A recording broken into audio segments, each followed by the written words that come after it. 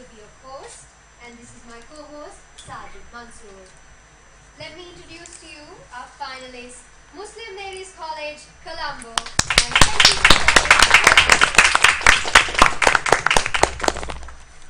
In order to judge the final round of the inter-school debate competition, we have with us a very esteemed panel of adjudicators. First of all, we have the President's Counsel, Mr. Shankar Vijay Singh. Mr. Shankar Vijay Singh is currently an Assistant Solicitor General at the Attorney General's Department. He has been in the official bar for 28 years and was called to the inner bar in 2021. He holds an LLM from the University of London, specializing in public international law. He is presently supervising work pertaining to criminal law in the entire Sagaragama and Wanda provinces. He is also currently a lecturer in evidence at the London Defence University and is presently practicing in the CA and the Supreme Court. we also have with us Dr. Dilini Pathirana. Dr. Dilini Pathirana holds a Bachelor of Laws degree and a Master of Laws degree from the University of Colombo, Sri Lanka. After successfully completing the final examination for the admission of attorneys at law conducted by the Sri Lanka Law College, she was admitted and enrolled as an attorney at law of the Supreme Court of Sri Lanka. Since 2009, she has worked as a permanent faculty member in the Faculty of Law at the University of Colombo, where she teaches international investment law and company law for undergraduate law students. She has participated in several international workshops and academies, including the Institute for Global Law and Policy Workshop and the Singapore International Arbitration Academy.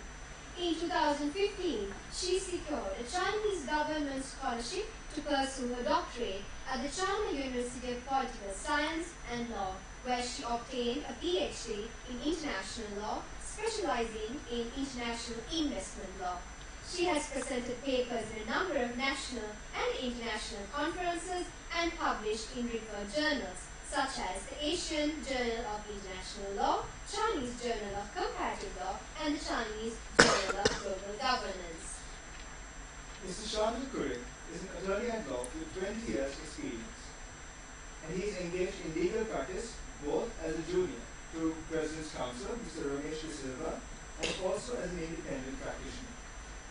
His special interests include intellectual property rights, arbitration, labor and human resource-related dispute resolution, commercial law, and contract law. He is a holder of an LLM in corporate and commercial law awarded by King's College London. Mr. Shankar Vijay is a member of the Chartered Institute of Arbitrators of the United Kingdom and a legal consultant to several corporate entities. He is also a visiting lecturer in commercial law and intellectual property rights law, which form part of several undergraduate legal programs. Let us please give a huge round of applause to our esteemed panel of judges. With that, over to our session supervisor for the final round, Shruti Thayapuran. Good luck to both the teams and let the battles begin.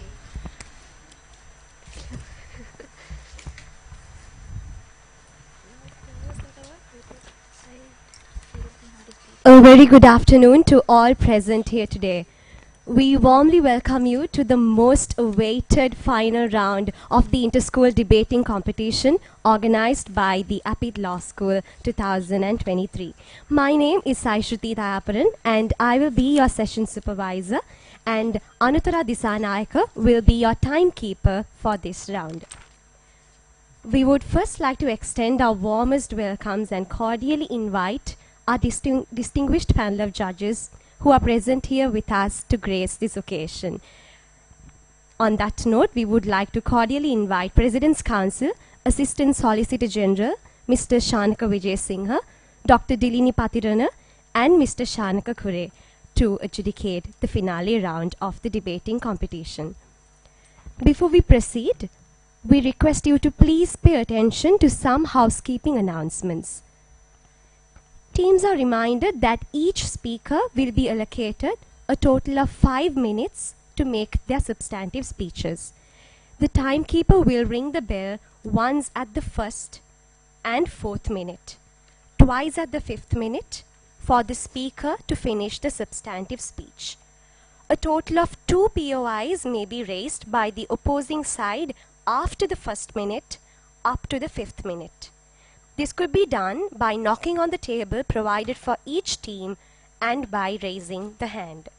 A POI may be refused or accepted by the speaker. The reply speeches will first be delivered by the leader of the opposition, followed by the Prime Minister, who will close the debate.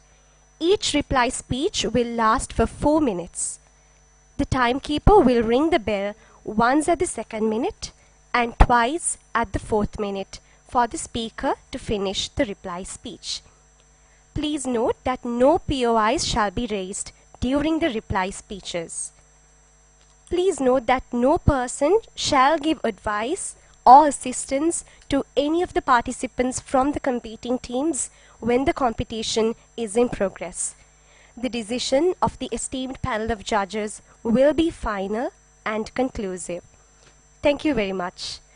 Without further ado, we will now begin the contest for the finale. On that note, the motion for today's debate is: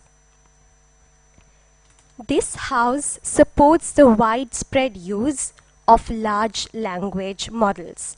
To provide the audience with a brief context into our topic for today, large language models, LLMs, are advanced artificial intelligence systems designed to process and generate human-like text.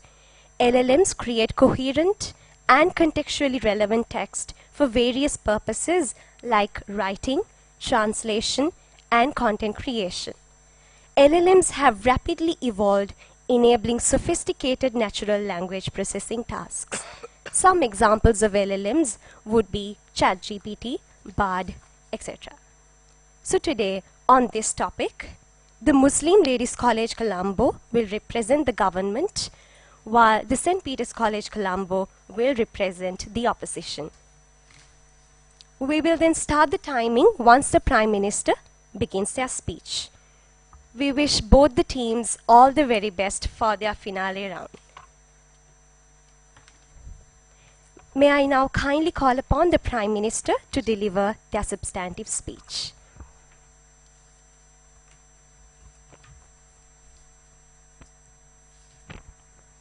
Hi everyone, my name is Isra Mushin.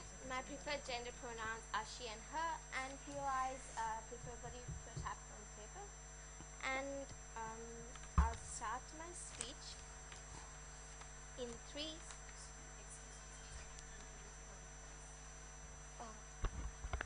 Is it okay if I could do it?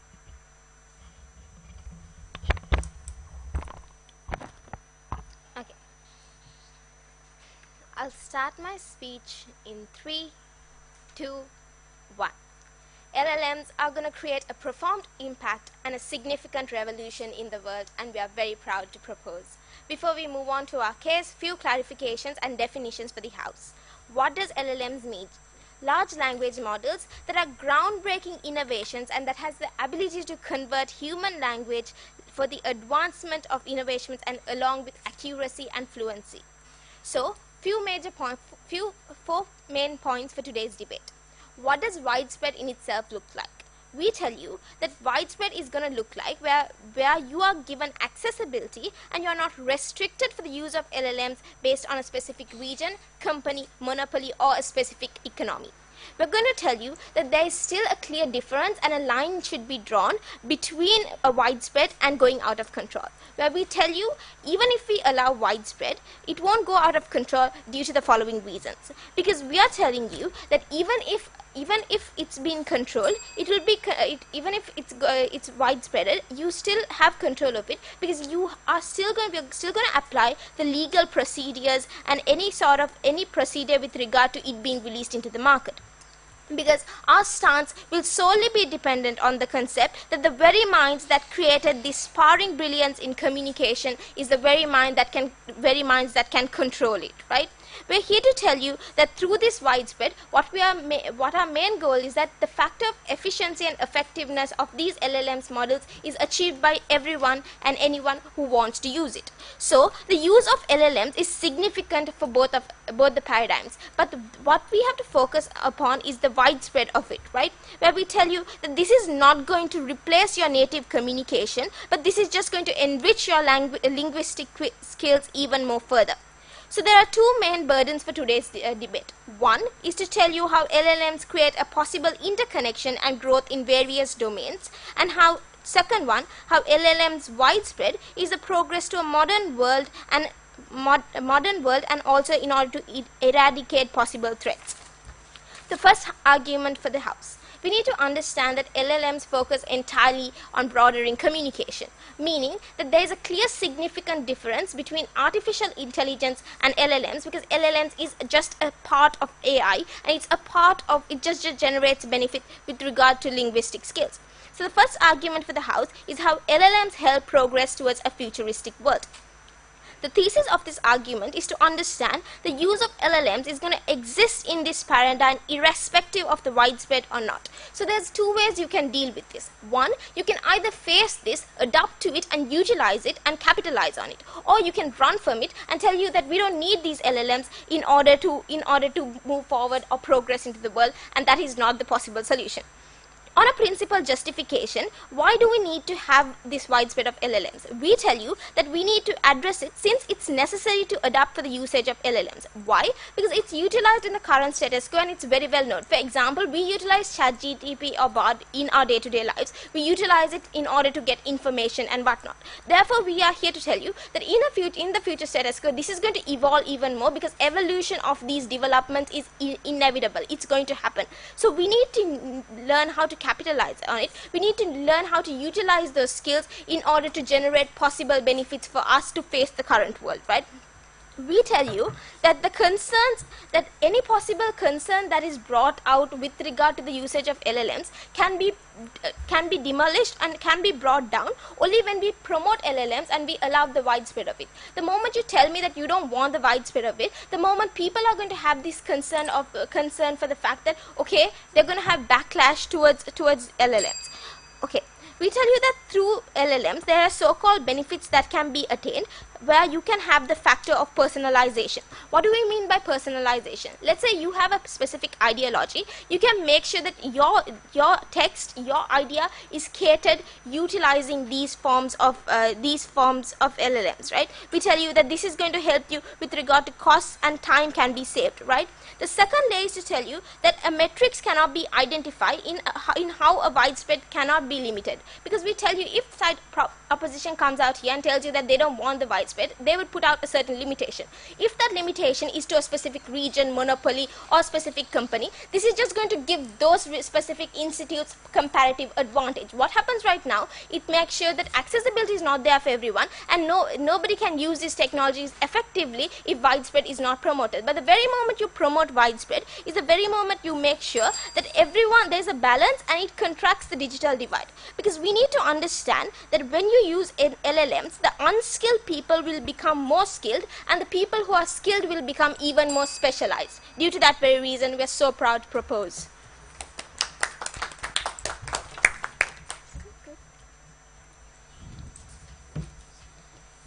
Thank you, Prime Minister. This one.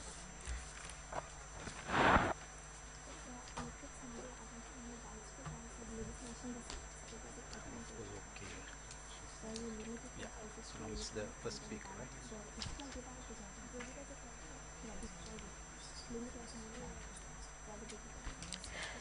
May I now please call upon the leader of the opposition to deliver their substantive speech.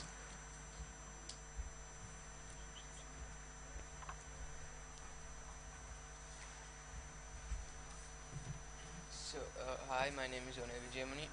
Good afternoon, everybody. My gender pronouns are he, him. I'll be taking my POIs with a raised hand. So, yeah, with that being said, I'll be starting my speech in 3, 2, 1. So, let me start off with my rebuttals, right? So, what exactly did we get from their side? Panel, they just came up here and told us the fact that, oh look, this is gonna help us, gain more information more efficiently, and they told us about how it helps us go to a futuristic world. And they told us, lastly I heard us tell us, look, it'll make unskilled people skilled and skilled people even more skilled. Panel, here's the thing, right? That futuristic world they talked about, that futuristic world is dominated, it's controlled by LLMs according to them. According to them, we can use LLMs to create a futuristic world. But here's the thing, right? Look, I agree, but is that good or not? That's the question. Understand that we as human beings, we want the easiest way possible. We just want the output, and we don't care how we get it, right? Which means in that futuristic world, people have the best technology, everything, but they just don't know how they got it, right? And therefore, what's going to happen is ultimately, it's not human beings. There's no growth of us. It's LLMs that are going to grow. They're going to go. They're going to surpass us. That's not what we want. And she told us that unskilled people will be skilled. But here's the thing: unskilled people will even more skilled. Understand this, right? Unskilled people will think they're skilled, but nobody will have to be skilled because LLMs are there at the end of the day for you, right? The ninth speaker. With that being made, let me move on to my characterization. So first of all, widespread. Widespread is a very important word in this debate. It basically talks about distributed amongst a large number of people, or in other words, everyone, everywhere, anyone who has access to internet has access to these LLMs. And here's the thing: we're not against LLMs as a whole, we're just against this widespread use of LLMs. Secondly, large language LLMs. LLMs, or large language models, are advanced artificial intelligence systems that can understand and generate human-like text by processing and learning from vast amounts of language data. What does human-like mean here? Human-like basically means the general idea of humans, or the influence from humans which these LLMs interact with, and which they interact with basically. And now with that made clear, let me move on to our burden of proof. Yes, accepted. If the development of LLMs is inevitable in both paradigms, if it surpasses people through development, how are you going to resolve it in your side? Speaker, this is not anything about resolving. This is not this house would. This is this house supports. We don't just support it. That's it, right? This is an ideology we are talking about here.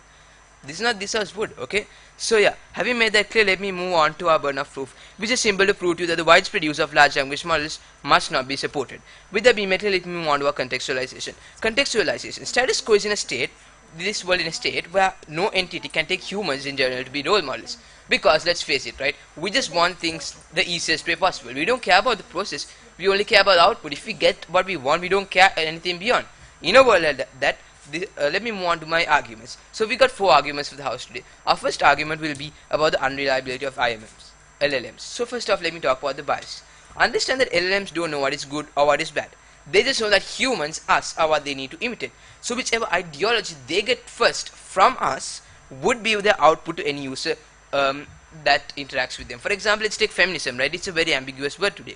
So understand this. Some people think it's one side thinks it embraces women, the other side thinks it's for like real equality. Here's the thing, right? If LLMs reach the first side of the first definition of feminism, and then that's the output to any user who asks them what is feminism, they're going to tell it embraces women. Or if they reach the latter side first, then they're going to tell that to the user. Either way, so what's going to happen here is the user doesn't get the exact definition. He doesn't, right? What he or she gets is the biased information, is the biased knowledge which this LLM got from its resource. Ultimately, this biased knowledge or this biased idea becomes facts to people because of the widespread use, because of people relying on it too much. But is this true knowledge? No, this is biased knowledge. That means the person doesn't get the proper thing. Instead, he just gets the biased idea of this LLM's source. And another important thing is that it's exploitative, right? Because this thing, understand the LLM is created by a person. This person can tell the LLM, look at these resources, not these resources. They can limit it. For example, if Taliban creates an LLM, not they're gonna do it, but just saying, they can tell the LLM, what, don't look at Western sources, look at only fellow terrorist sources. And likewise, they can use the LLM in order to promote their ideologies among people. Not that it's going to happen, but this is just an example to prove to you how much of a powerful weapon it can be to promote toxic ideologies. Our second argument for the house today will be about data privacy and security. Understand the LLM gets influence from the whole of the internet, which means passwords, encryptions of phones to literally industry secrets are at jeopardy, right? Are at the risk of being exposed because the LLMs have so much information right now. that information is good, but too much information is just a breach of data privacy and security, and that's such a big disadvantage, because LLMs have too much information and they give this to the public, and that's disadvantages. So with that being made clear, I would like to tell our third and fourth arguments, which will be done by a second speaker, are about the over-reliance of LLMs as well as the monopolization effect done by the LLMs. With that being made clear, I would like to rest my case. Thank you, and I've been more prouder to oppose.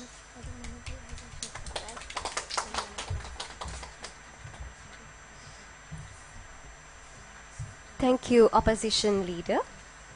May I now call upon... Just 1 minute from our side.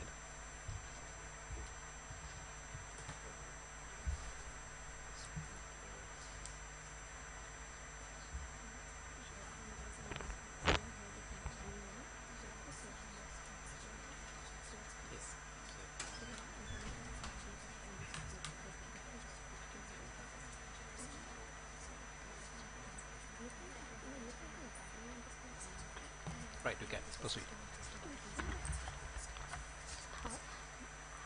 May I now call upon the Deputy Prime Minister to deliver their substantive speech.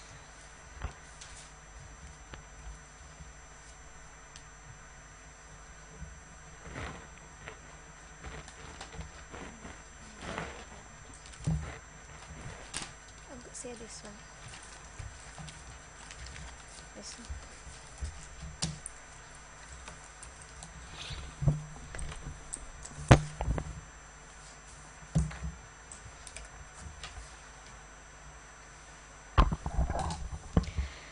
Hi, I hope I'm audible. Thank you. So, hi everyone, I'm Sadika Shahima. My pronouns will be she, her. POIs will be taken by a tap on the table. With that being said, I'd like to start my speech in 5, 4, 3, 2, and 1. Astonishing claims side opposition has to give us for today. Panel realize that they are focusing into this going out of control and not the entire widespread of it. Realize, panel, we as humans, if we were able to master something and create something, then we definitely do have the brains in controlling it and handling it. That's how the world has run so far. That is how we have come into such a state, and that is how it is going to be continuing. We are never going to be letting AI or anything else take over us because of the very fact that it, yes, has a lot of facts inside of it. Panel, start off with my rebuttals, then move into two arguments. For the rest of the two arguments, force our side of the house. Panel, the leader of opposition came up here and told us and asked us if is using LLMs good or not. Panel realized that this is significant and we can't run out of this. This either being good or bad. From our side of the paradigm, we're telling you that we're going to be finding solutions for this, even though if there were problems, consequences, negative consequences that did exist, why from our side of the house we are going to be finding solutions for this, because it is significant and you can't deny the fact that yes, LLMs do exist. Panel, then he also came up here and told us that there will be no growth for humans and just LLMs. Panel realized that if we as humans were, if we had the ability to create such platforms, that is because of the very fact that we by ourselves are growing through it. We are using our brains, growing, developing, creating innovations, and actually investing in such creations for the very fact that we are because of the very fact that we are developing by this, and forget the entire consequence of LLMs developing or whatnot. That is also going to result in a way where we are going to be benefiting out of this.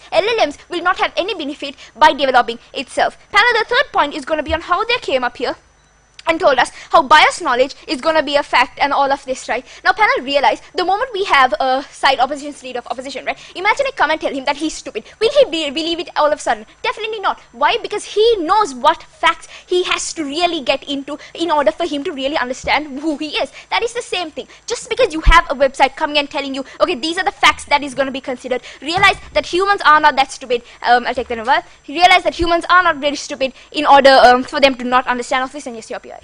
Yeah, as we both understand the fact that LLMs are human-like, what is exactly a human? A human is basically someone who can empathize, a person who actually has a brain, a 3D, dimensional brain, while an AI or an LLM is something that has a two-dimensional brain, cannot empathize over a human. Point of information being provided, panel, moving into my next argument. Panel, they also came up here and told us on how terrorists can really influence on their, I don't know, terrorist, toxic, facts or whatnot, where people would go ahead to understand this. Panel, realize that there is a legal system for a country. Your country will allow all of these things. If your country does allow all of these things, that is because your government will be supporting terrorism. And realize that these things will not even be a fact to be considered, because I so far have not seen any sort of a terrorist organization coming up and giving all of this. With that being said, panel, I'll move on to the third argument, first side government, right? Panel, the third argument would be accessibility of innovation and creating problems through solving. Panel, realize all the bugs that side opposition brought up to us, right? We are going to be solving them for the near future because of the very fact that this widespread does exist. Panel, realize that digital divide is covered in our side of the house due to the very fact that this widespread does exist. Panel, I'll bring up to you two pictures, right? Realize the first picture is going to be when you have less users in due to the lack of this widespread and due to the lack of LLMs, right? Realize, panel, there will be no creation, no high requirements to adapt to human problems. While in the second picture, I'll tell you that there will be more users where the widespread of LLMs do exist. You have more users, more problem solving, and more, in fact, real-time solutions, a reason for innovation, and there will be time for these innovations to proceed. This is the real-time solution that we need, panel. If this widespread does exist, this is the consequence that's going to be happening. Panel, realize that this widespread is definitely needed, and that is why from our side of the house we are supporting this. Panel, the fourth argument, understand that the fourth argument would be the constant development. This would be the widespread usage of LLMs have the potential to bring out significant changes, economical, social, and even technological sides. If we talk about the social benefit, panel, we have the ability to translate languages through LLMs or whatnot. This can even influence into an international trade level, panel. Realize one of the main problems that people have been facing in the current status quo in order for them to transfer, I don't know, whatever their goods or needs or whatever they wanted to do is because of the very fact that they have a language barrier. But from LLMs, panel, you have the ability to solve these problems and whatnot. Panel, the next point would be on how this even forms new arts of entertainment. Panel, realize through graphic designing, for example, you would not just let this LLM software to create a graphic by itself. You as the human would interface into it. You would master it for the very fact that you created this. This is why, panel, we're telling you that these LLMs would influence into a better development of our creativity as well. Panel, the third point would be the economical benefit, right? Realize through all of these developing a country's economical stability and organization or whatnot, people would have the ability to even increase their country's technological growth or whatnot. With that being said, panel, so proud to propose, please decide with side proposition. Thank you very much.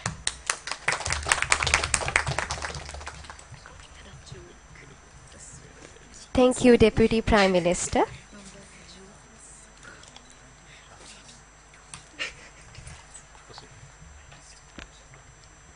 May I now call upon the Deputy Leader of Opposition to deliver their substantive speech. I assume I'm audible. Right. Good morning, honorable panel, side proposition, and the audiences. The name is Danish Arus, gender pronouns are he and him. I'll be starting my speech in 3, 2, 1. Panel, as you can see, side proposition has come up over here and has delivered a sort of case as to how she has managed to establish why the LLMs are beneficial for humans. Panel, understand that we are not disagreeing that LLMs have benefits to humans. What's the main influential word in this motion itself is the word widespread. This is what we are arguing, right? First of all, I'll start with the rebuttals, and then I'll be moving on to the arguments for the House. Panel, side proposition has come up over here and said we are talking about an LLM that's going out of control and something that's not regulated. Panel, understand that LLMs, we obviously know it's not something that will go out of control. But when it goes widespread, when you give it accessibility to everyone, when you give everyone easy access, LLM is something that learns from its past experience. LLM is something that learns real time. It learns from people who have given it before. It mimics the humans who have used it before them. This is what the LLM we are talking about, right, panel? So what they say that this should be regulated by only a certain set of people. Panel, let's even give them that. Let's say LLM is controlled by the creators itself. Panel, we came up and clearly established on our first speech that there are certain biases. Who are these humans that they are mimicking, they are imitating, right? Panel, understand that these humans are those who have their own biases. These humans are those who have their own emotions as to what their definitions are, as to what their, I'll take it in a while, as to what they wish to convey and give this LLM to learn, right, panel? Moving on to the next rebuttal, panel. They've said that they will be developing this LLM and they'll be benefiting this LLM. Panel, we understand that LLM develops on both sides and LLM may develop faster on their side. But what happens on our side, panel? We have come up and we have clearly said when LLM develops on their side, humans won't develop. This will be further elaborated on my case. Next up, they said people will be able to there's a legal system to control this as a whole. Panel, understand that when we say when there's a legal system to control this, panel, this legal system is not something that applies worldwide. Something that may be legal in a certain country may not be legal worldwide. That's what we are talking about, the global issue of using these LLMs. Yes, your POI? Don't you in fact agree that the widespread would in fact counter the limitation that you stated about LLMs? No, the widespread will not counter the limitations, because the widespread will now learn from various humans who are from all around the world, and these limitations of humans will still be there. The limitations, because AI doesn't have the creativity of humans, which should be elaborated in my argument. Now, panel, moving on to my arguments. The first argument for the House, from my side, the third argument of the House is over-reliance of LLMs. Panel, my first speaker has come up over here and has clearly stated as to how the LLMs are unreliable and the detriments it would cause in the future. Panel, first off, the first level of analysis is people like to take the fastest way out. Panel, in stethoscopy panel, if you get a homework or if you get an assignment given to you by your university or by your school, you'd want the fastest way out, which is when you rely on LLM, and which is where there'll be an over-reliance on LLMs. Panel, what happens when you excessively rely on LLMs? What happens if there's a widespread dependence on these LLMs? Panel, you will use this to generate contents, which will lead to the decline of critical thinking that is essential for humans, that has contributed to human evolution, and the creative thinking capacity of the humans, right, panel? When individuals rely solely on these models to provide answers or ideas, there's the need for original thought or innovative problem solving would be gone. This would stifle creativity, and it would reduce diversity in future human evolutions, because LLMs will mimic the humans who have used it before, not new humans, and there's no further human conscious thought. Right, panel? Second level of analysis is humans not having an understanding of framework. Panel, LLMs only provide you with the output. They do not provide you with the process as to how you get this. And panel, process is something that is really important. Why? Panel, this critical thinking of the human mind involves analyzing information, identifying patterns, and making logical connections. By relying on LLMs to perform this task that require language processing, individuals will become less proficient in using the analytical skills and using the critical thinking skills. Therefore, they'll fail to recognize logical fallacies in their day-to-day lives, and they'll also fail to recognize validities of arguments made by peers, made by other humans in their day-to-day lives. This will lead to a decreased analytical skills of humans. Right? When individuals heavily rely on LLM to provide immediate answers, also, panel, there will be a reduced engagement with this. So humans, most of the humans, will take the answers given by the LLM for granted. They won't critically verify it, they won't research it, they won't be critical fact-checking from their side of the speech. Therefore, relying on this would mean that LLMs, in the future, once it reaches peak human capabilities panel, there's no further human progress, because it won't learn from new humans, it will only be based on the humans they've learned from before. The next argument, panel, is monopolization. Panel, even though LLM can be made with relatively little amount of knowledge compared to the excessive amount of resources LLMs can be made with, panel, there's a monopolization that occurs where it's given, the small power is given into the hands of a few entities. What will happen because of this, panel? When a single entity uses this, panel, this will stifle the innovation of LLMs, because there's no incentive. When one company controls the entire market, there's no incentive to improve the LLMs, and that is why this will stifle the innovation of LLM itself. Furthermore, panel, this monopoly discourages competitors to come and join the market as a whole, right? Such as Google and OpenAI, which dominates LLMs right now.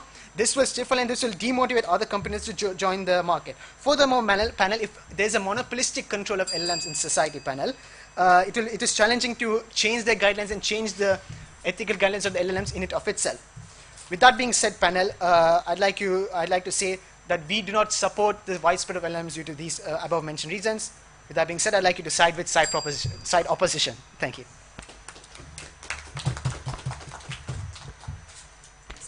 Thank you, Deputy Opposition Leader.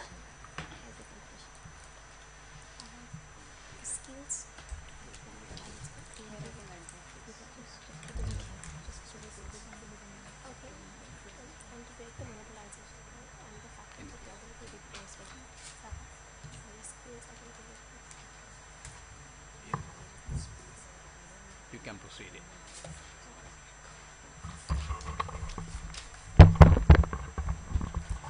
May I now call upon the Government Whip to deliver their substantive speech.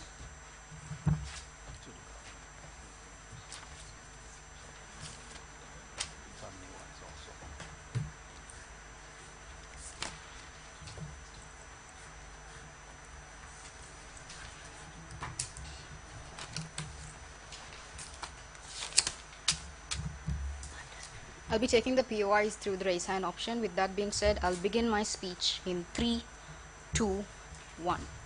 Honorable panel members of the House, understand that... One minute. Apologies.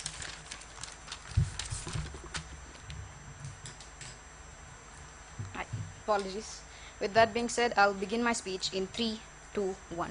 Honorable panel members of the House understand that in a world that with progress comes reforms, meaning that in a world where development is perpetuated, meaning that is something that cannot be denied, right? We see that there will be concerns raised from different fields, and these concerns will be addressed as it is happening in the status quo, and we see that being happening in our side of the House more than their side of the House. Second point to be noted, panel understand technology and human are not something that is to be differentiated or sort of separated from one another. Understand that the status quo itself, with the world where we live in now itself, is something where human and technology is basically something that go hand in hand, meaning that now we live in a society where for each and every task that we will be doing, there is a significant amount of contribution that we as human beings expect from this AI. And understand, panel, this is not because due to a specific trend that the side opposition is claiming to be, right? Understand this is something that is a customary that came from centuries,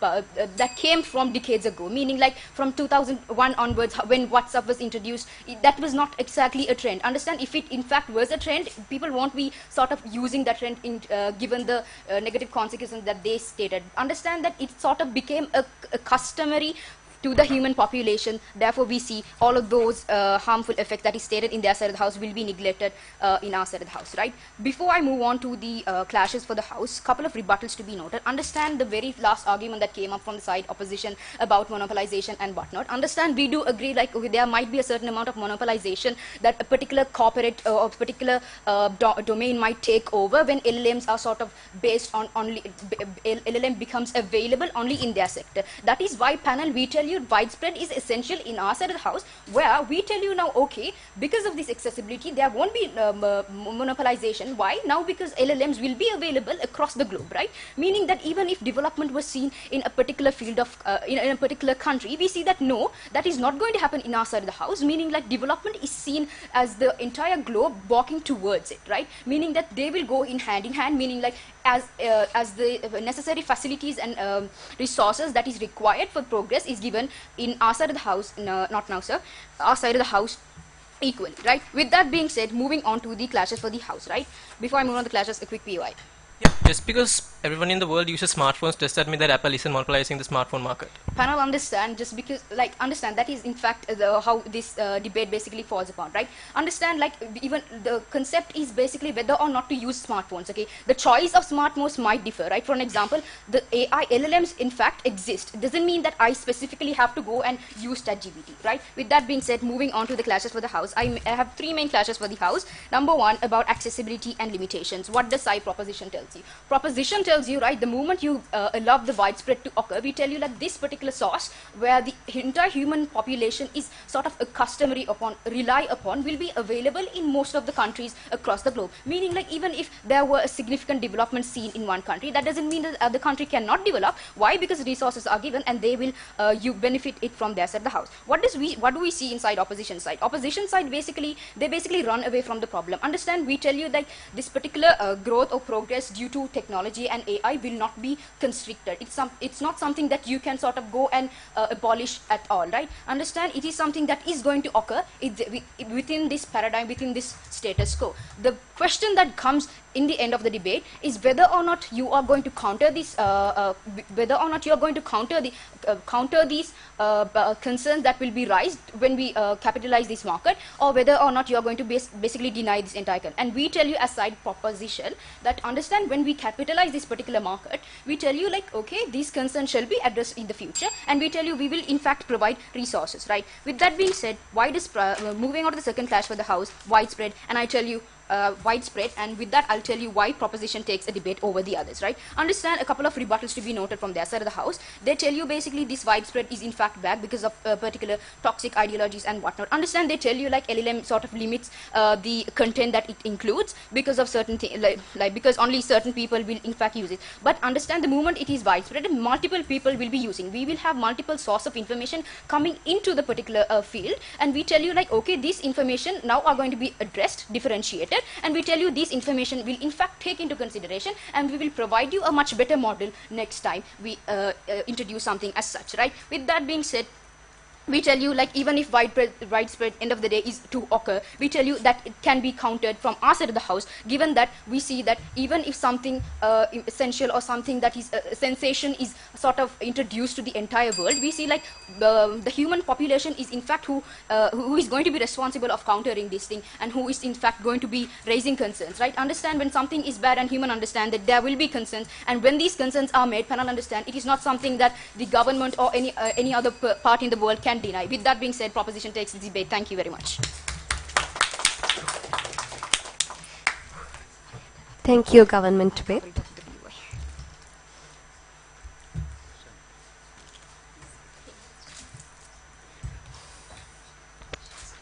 May I now call upon the Opposition Whip to deliver their substantive speech.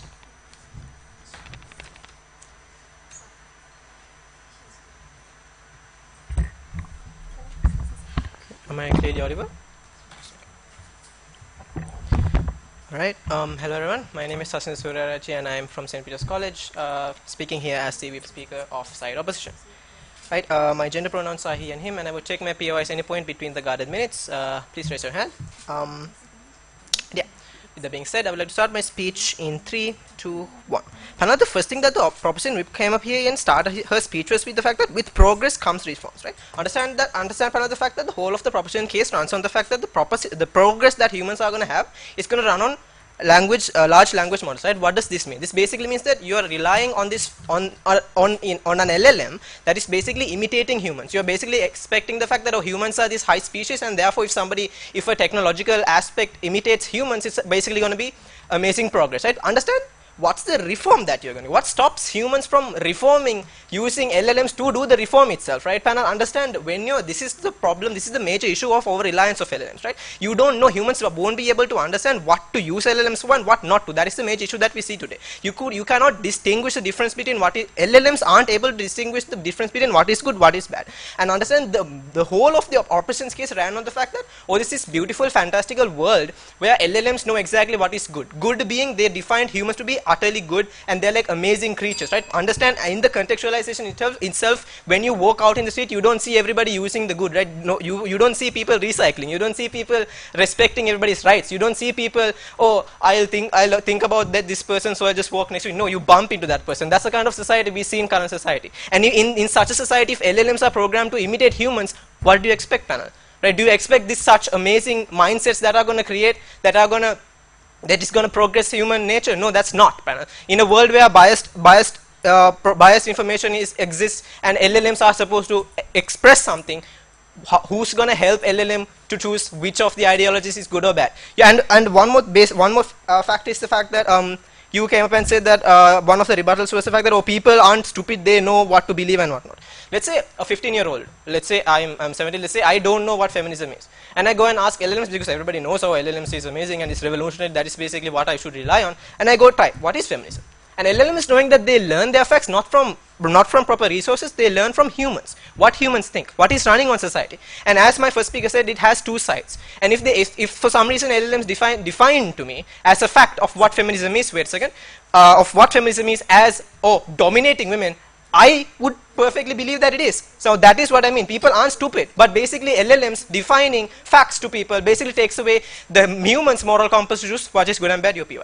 Yeah. Don't you agree with the fact that in fact it is an interaction that is happening between tech and man, and in fact human will have to go a sort of process of critical thinking and creative writing. Panel, understand, the basic thing that is eradicated in the side of LLMs is the fact that you don't know whether the thing that is if it's especially the first time you know about this fact, when you go to Google to research something without LLMs, you are presented with multiple ideologies. When it comes to feminism, when it comes to intellectual rights, anything, there are two sides for everything. But LLMs don't do that. They don't present you with both. They have one mindset. They're supposed to imitate humans. Humans don't have two ideologies. Humans have multiple. And this is how you know you're basically, your skill to use your moral compass doesn't exist in your paradigm, right? Moving on with my first clash point is growth of tech, right? So panel, as I mentioned before, the whole of the proposition case of growing technology runs on the fact that the imitation that LLMs is going to make is perfect. As mentioned by both of my speakers, including myself, that is not true. Now what does this look like? So now the reply that I got for the iPhone and basic smartphone ID is that Sure, iPhone, Apple's smartphones exist for everyone. There are hundreds of brands. So basically, we are not saying that it's monopolizing. You can choose whatever you want. So if I know the fact that, if I know that ChatGPT is the most efficient LLM out there, what is stopping me from using something less efficient? That is what I'm telling you. If Google and ChatGPT is known for years that they are the best LLMs that are available, who's going to care about if a new company comes, oh, we have an LLM, who's going to care? That is what I'm asking. Sure, more options can be available. That is basically violating your right of choice within choice, right? Moving on to basically other than that, right? So basically the whole progress that you talk about is monopolized. What does this mean? Monopolized by this Google and OpenAI. What does this mean? Basically the whole of growth that exists in humans would run depending on OpenAI and Google. The whole of this, and basically as mentioned by my second speaker, the whole stifling of human progress. As mentioned before, humans don't care about how something happens as long as a boss doesn't go to an employee and say, oh, wait, how did you do this? Did you do it correctly? No. They are saying, where's my work? Can you give it to me? That's what a boss does. That's what a leader does, right? It's the guard a minute. That's what a leader does. That's what a boss wants. That's what human wants. Understanding that mindset of humans would never care. And if LLMs are providing you with something, the factor of critical thinking, analytical research, and all of this would be eradicated. Panel. We'd love to agree with you if humans were to be this amazing role model for LLMs to imitate, but unfortunately that's not the real world. So I would like to invite the proposition to snap back to reality. Thank you, and I've been prouder to oppose.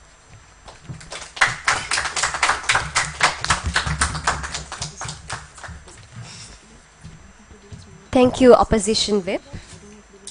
Both teams will now deliver their reply speeches before concluding today's debate. May I now call upon the opposition leader to deliver their reply speech.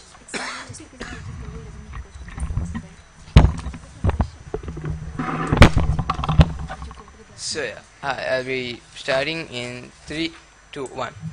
But I would like to actually start off my speech by saying the same thing my third speaker ended the speech with. Snap back to reality. Seriously, we would love to live in their world, in that utopia which they created about, you know what, this futuristic world where the growth of AI is perfect, you know, where everything is perfect, you know, we grow like so good, and it's like in a movie that's so good. No, that's not going to happen, right? Because it's a thing.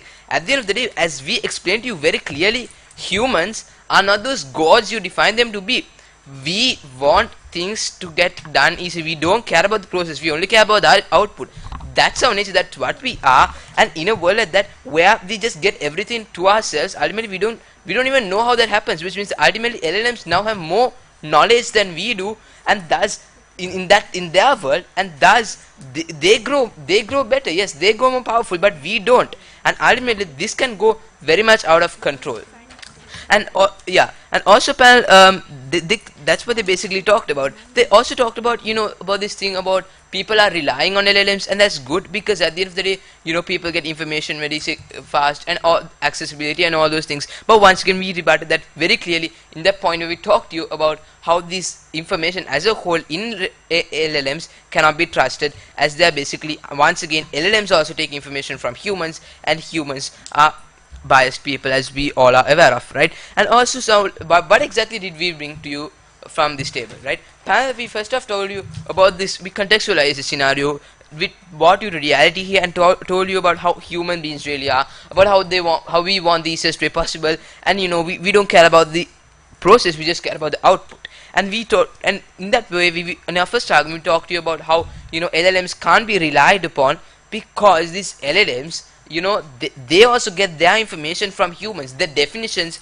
they get are from humans, and these are biased humans. Humans are biased. It's our nature to be biased, and therefore, unfortunately, this biased knowledge which they get from humans become facts to the people who use them. That's why we believe that this is biased knowledge, not proper knowledge. And another thing about how it's open for exploitation, because now the creator of this can, you know, limit where this AI gets its information and resources from. And I explained it to you with the Taliban example, and I would like to tell you that that wasn't real, okay?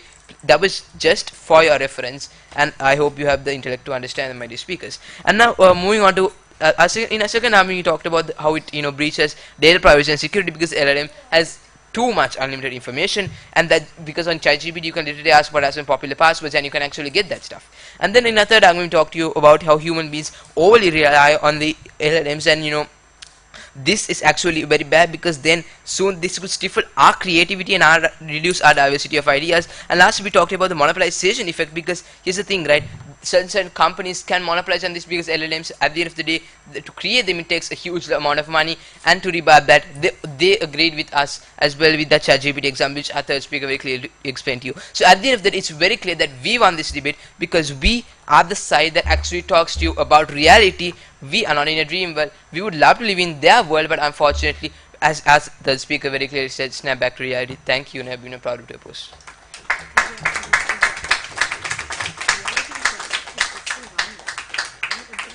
Thank you, Opposition Leader. May I now call upon the Prime Minister to deliver their reply speech.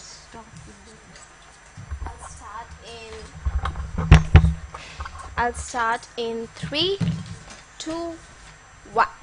Just because someone gives you the freedom to go on a hike, it doesn't mean that you should go and jump off a cliff. Exactly what you all are doing, right? Understand here that as side proposition, we understand that using LLMs has its positives, has its negatives. Today's debate is not about whether you're going to be influenced by utilizing it, or whether you're going to have this negative consequence, this possible consequence. That's not the debate, right? Today's debate is about entirely on widespread, meaning I am utilizing ChatGPT, someone else from a different region can also utilize it. It doesn't matter if my opinion is being changed or biased, that's entirely on me. For example, the example on feminism that side opposition brought didn't make sense. If you are a person who wants ChatGPT, or let's say you don't use ChatGPT, your opinions and your biases will cater for you. Meaning, let's say, example, I am a woman, I am going to support feminism, and a guy who chooses ChatGPT is not going to support. Irrespective of utilizing LLMs or not utilizing it, your opinions are always going to be biased. That is not in question, right? So this is why we are here to tell you that side opposition was very hypocrite with their case. What do we mean by this, right?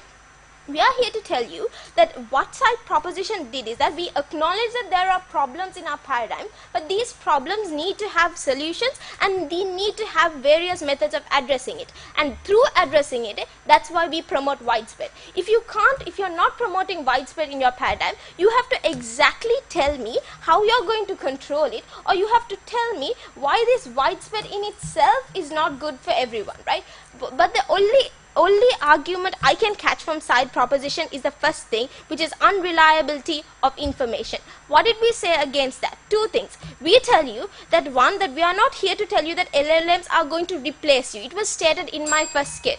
You're not going to be replaced by an LLM, right? You utilize it, you benefit from it, you capitalize on it.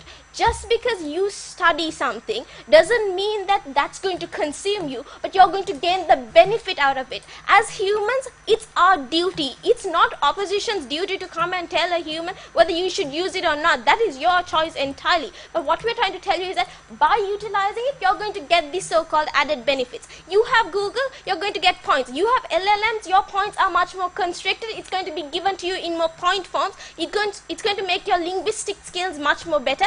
These are the things what we're talking about. Okay, and the second thing we tell you that the so-called problem set by opposition is counted in our side, because we tell you development is inevitable, so LLMs are going to grow. What do we mean by this? We tell you companies like ChatGPT cater towards human needs. They have a social responsibility for people. At the end of the day, if there is a problem, they will cater to it, and this can happen only through widespread. When more people utilize it, is the more problems that can be solved, and the more concerns can be minimized, right? We are here to tell you that through widespread you can get the so-called economic social benefits. Why? Because things like language barriers and all are minimized.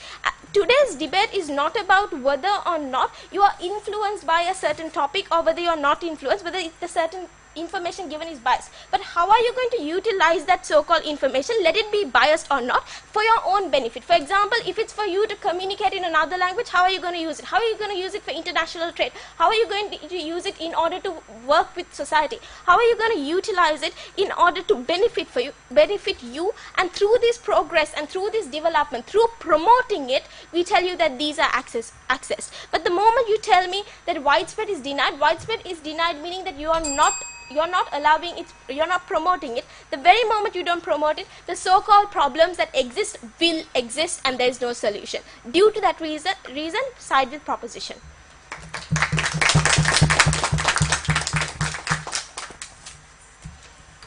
Thank you, Prime Minister. Thank you very much, participants. Now we would like to extend our gratitude to both the teams for your very amazing performances. We would now like to invite our distinguished judges to share their valuable feedback with the participants.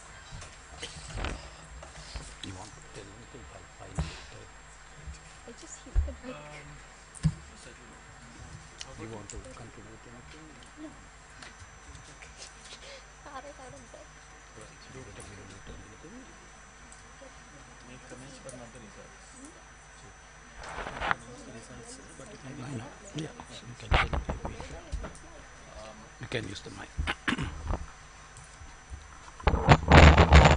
Good afternoon, everybody. It's been a quick minute since I've judged a debate, and I'm pretty sure it's been for my very esteemed colleagues as well. First of all, thank you for having us, and it's been a very interesting afternoon. A Friday afternoon, usually, after courts, it's something we try to relax, but this was extremely engaging, and we're thankful. So I'd start with that, and I'm sure the rest of the panel agrees. You'll have more comments after me. With regard to style and skill, with regard to presentation, I felt good job all around. I felt everybody presented really well.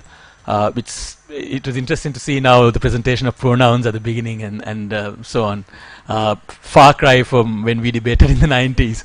BP style we've been judging for a while, so that was not too much of a surprise, but the pronouns and then the countdown, it was interesting. And all of you have taken to it like ducks to water. It's really a pride to see, and it shows why our youth has so much to offer. So great job. With regard to content, I felt that was perhaps the area to work on. I did inquire as to how much time was given, and I was told 72 hours, but according to the rules, but you were given this on Monday.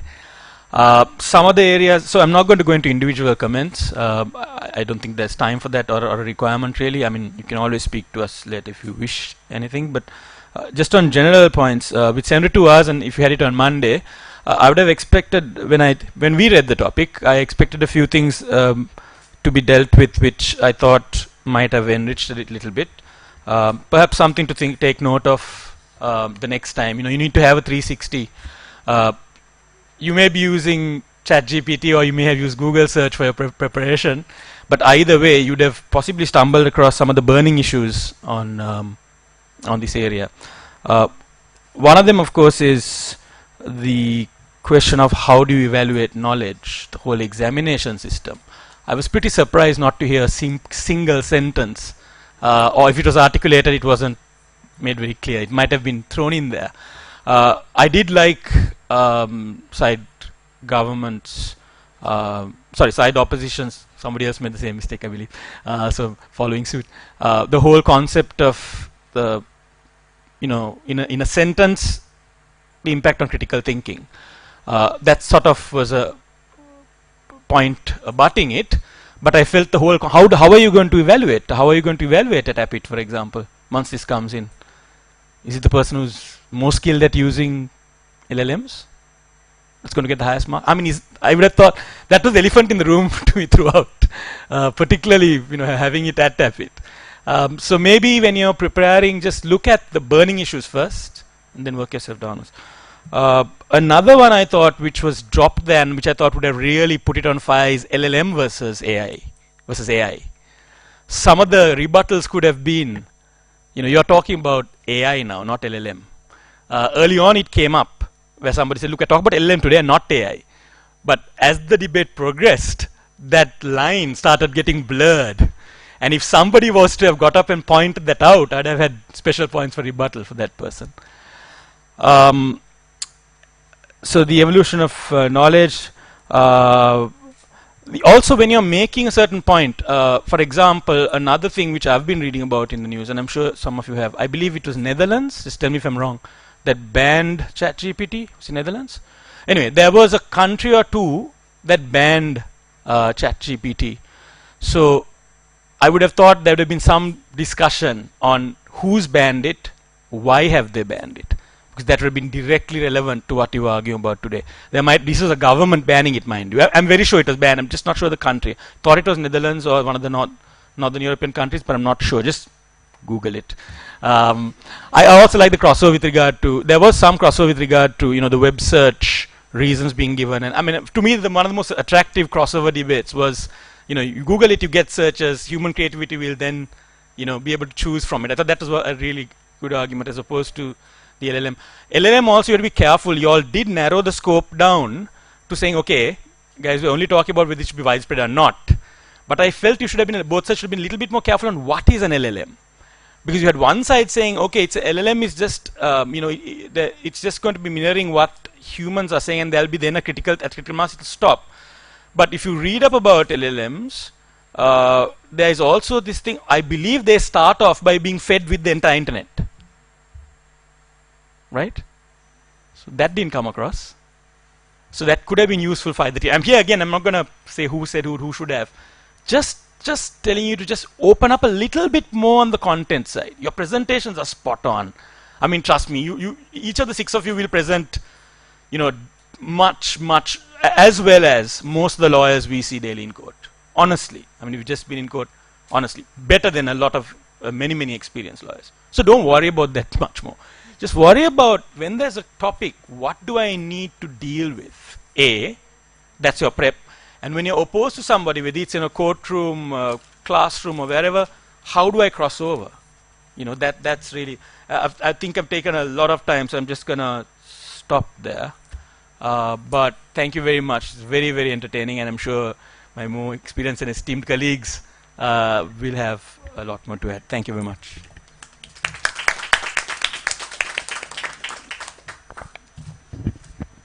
Thank you. And I have a few comments, and congratulations to you all. You guys did a great job. What I'm going to just to follow up is, like, my background is academic, so my comments will be much more related to academic kind of a feedback.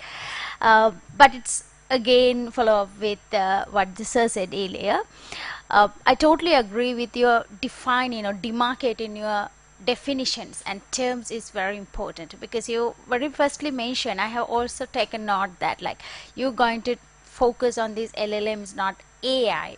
One party very clearly mentioned that is the within which we're going to discuss, but then the content of the debate was more focused on the notion of AI in general terms. Right, that's what happened. So in the next time, it's very important for you to first define or demarcate your conceptual framework and stick it into that.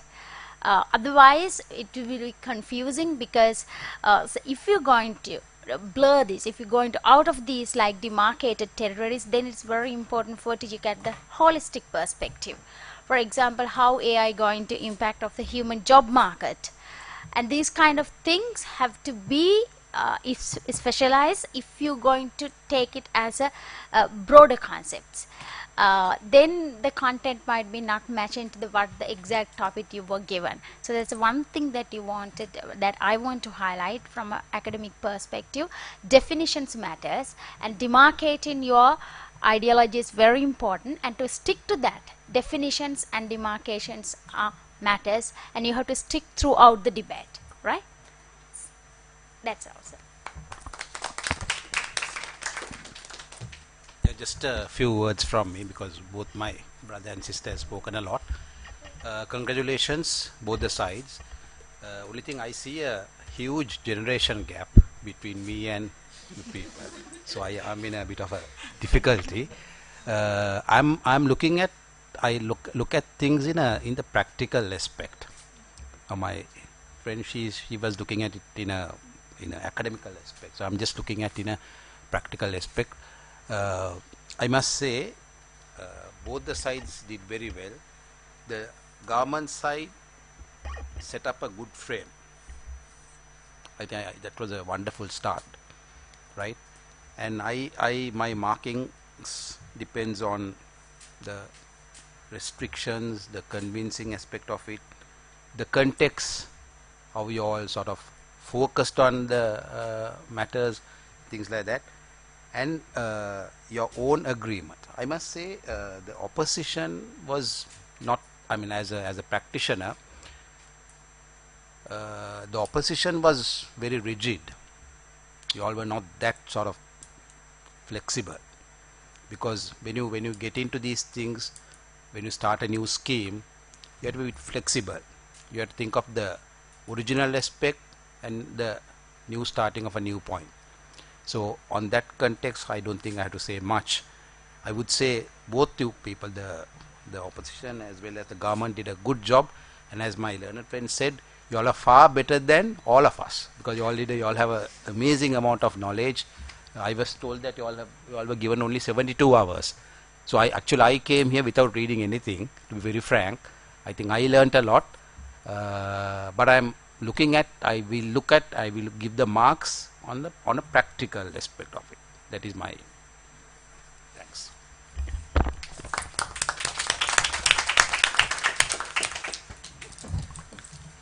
Thank you very much, judges. On behalf of all the participants, we'd like to express our heartfelt gratitude for your time, dedication, and expertise in judging the finale round of the APET Inter-School Debating Competition. Your commitment to fostering intellectual growth and promoting healthy competition among these young minds is truly commendable. We are also deeply grateful for the time you have dedicated to carefully assess and evaluate the finale debate, offering very valuable feedback that will undoubtedly shape the students into better debaters in the future. Your willingness to invest your time in this competition most certainly reflects your passion for nurturing young talents and guiding us on the path of growth and improvement. Once again, esteemed judges, thank you very much to our very talented participants as well, and our valuable judges. It's safe to say that the finale debate was nothing short of a remarkable and a memorable encounter. We shall now conclude the session for the finale. We are most excited to seeing you all at our closing ceremony, which will commence shortly. Thank you.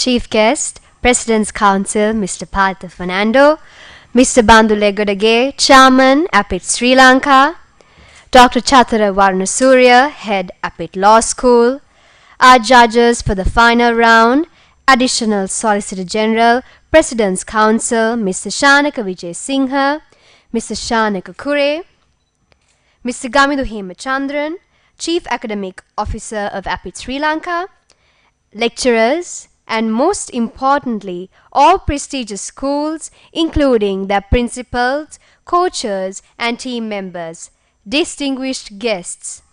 Ladies and gentlemen, a very warm welcome to the closing ceremony of the Inter-School Debate Competition 2023, organized by APIT Law School. I am Tasneem Rafi, joined by my co-host Sajid Mansoor. Ladies and gentlemen, today we have gathered here to celebrate and award the hard work and dedication of some truly exceptional individuals. Over the past few weeks, the Inter-School Debate Competition has taken place and it has been a remarkable journey. We have witnessed the clash of minds, opinions, thoughts, and ideas, all coming together in the pursuit of knowledge and understanding. It is through debates that we explore different perspectives, challenge our own beliefs, and broaden our horizons. Debate, as an area of intellectual exchange, holds a special place in our society.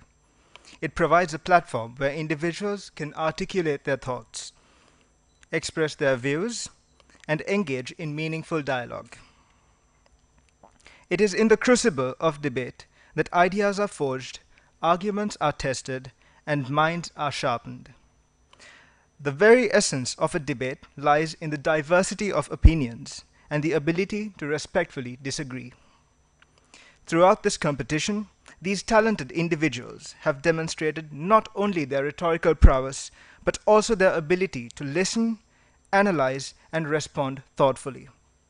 They have showcased their ability to construct logical arguments, anticipate counterpoints, and present compelling evidence. They have shown us that debate is not just about winning or losing, but about the process of learning and growth.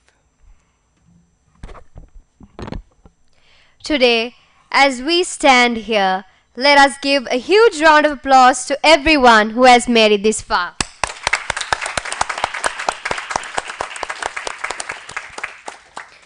To the participants, you have poured your heart and soul into this competition, dedicating countless hours of research, preparation, and practice.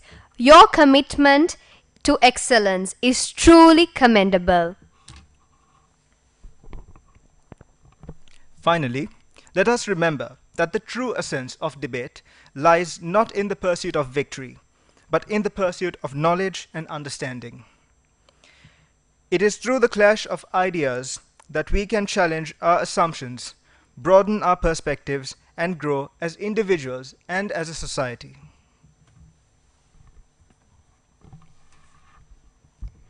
Let us now have a look at the schools that took part in the Inter-School Debate Competition organized by APIT Law School.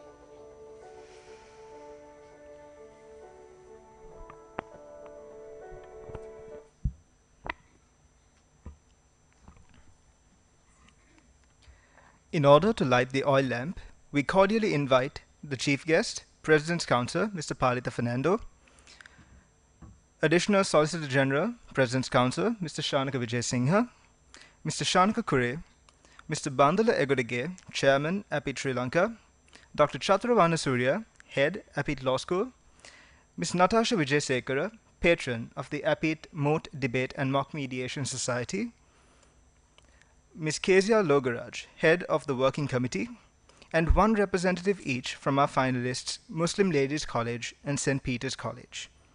We would kindly request all to rise for the lighting of the traditional oil lamp.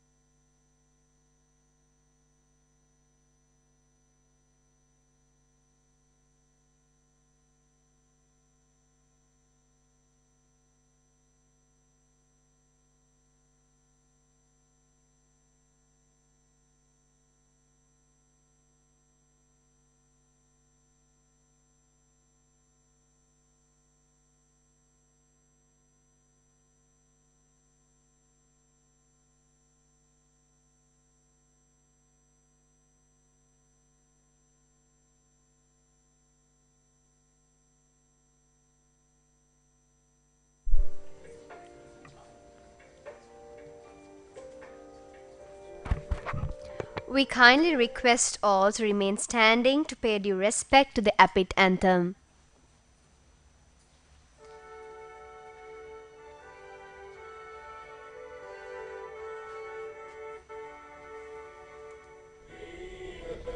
Inspiration,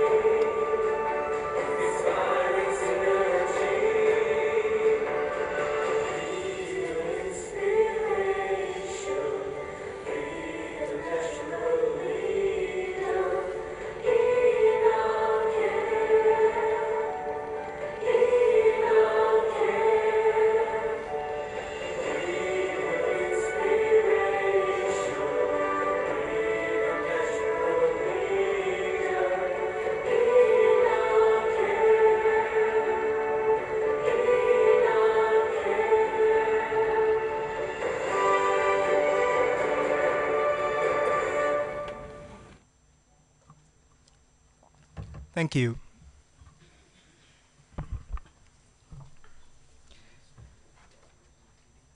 To commence this ceremony, it is my pleasure to invite Dr. Chatura Surya, Head of Apit Law School, to deliver the welcome speech.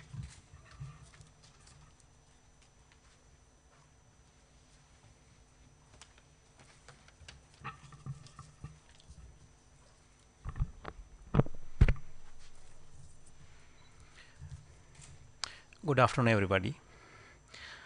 A very warm welcome to everyone gathered here today for the inter-school debate competition organized by Apit Law School.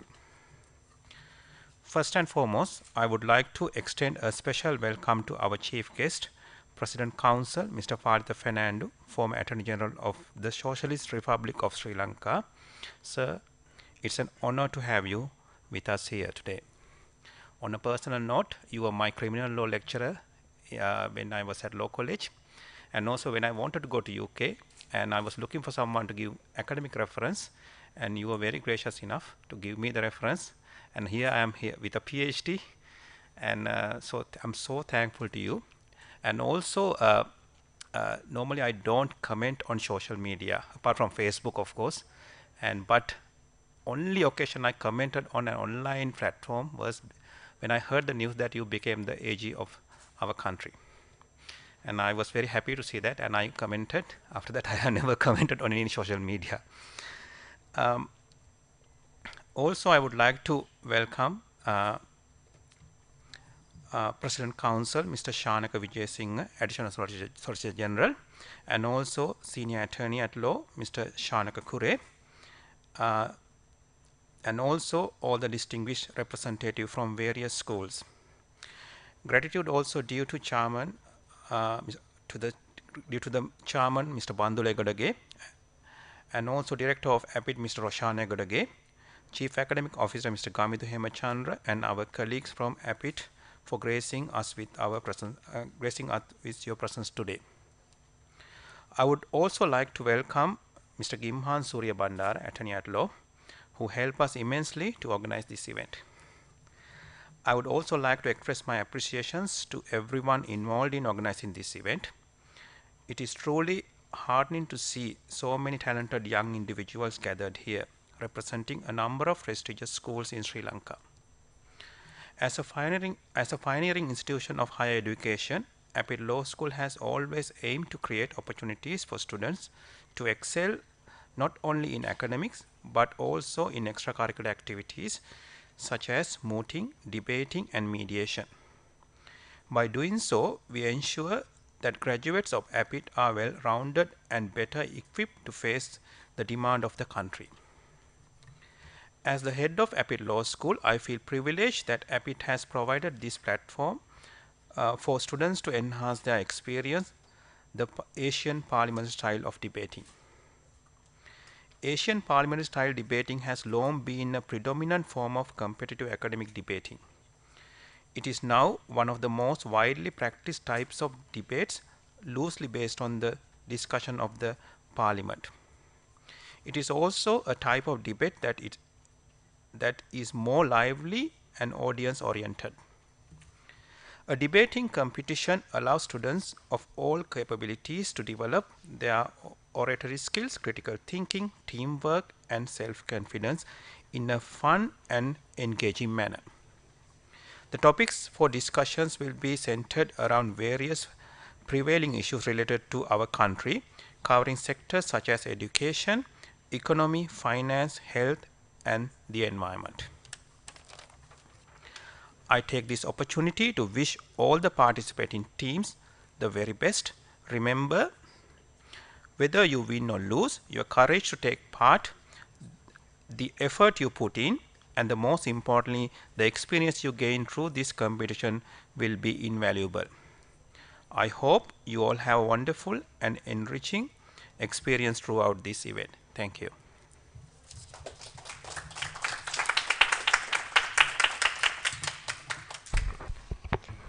Thank you, Dr. Chatra, Head of Apit Law School. May I now call upon Mr. Bandu Legodage, Chairman of Apit Sri Lanka, to address the gathering and share his thoughts on this day.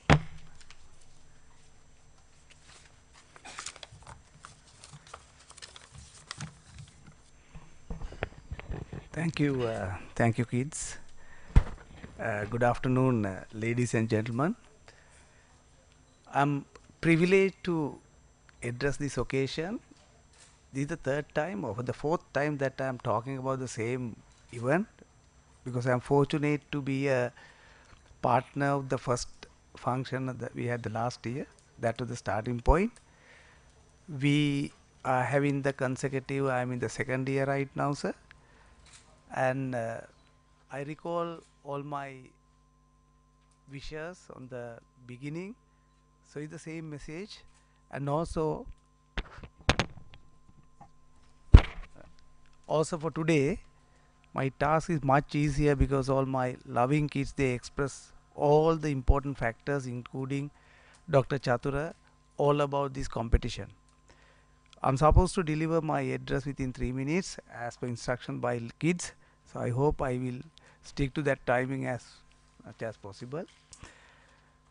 Chief guest, Mr. Palitha Fernando, President Council, former AG.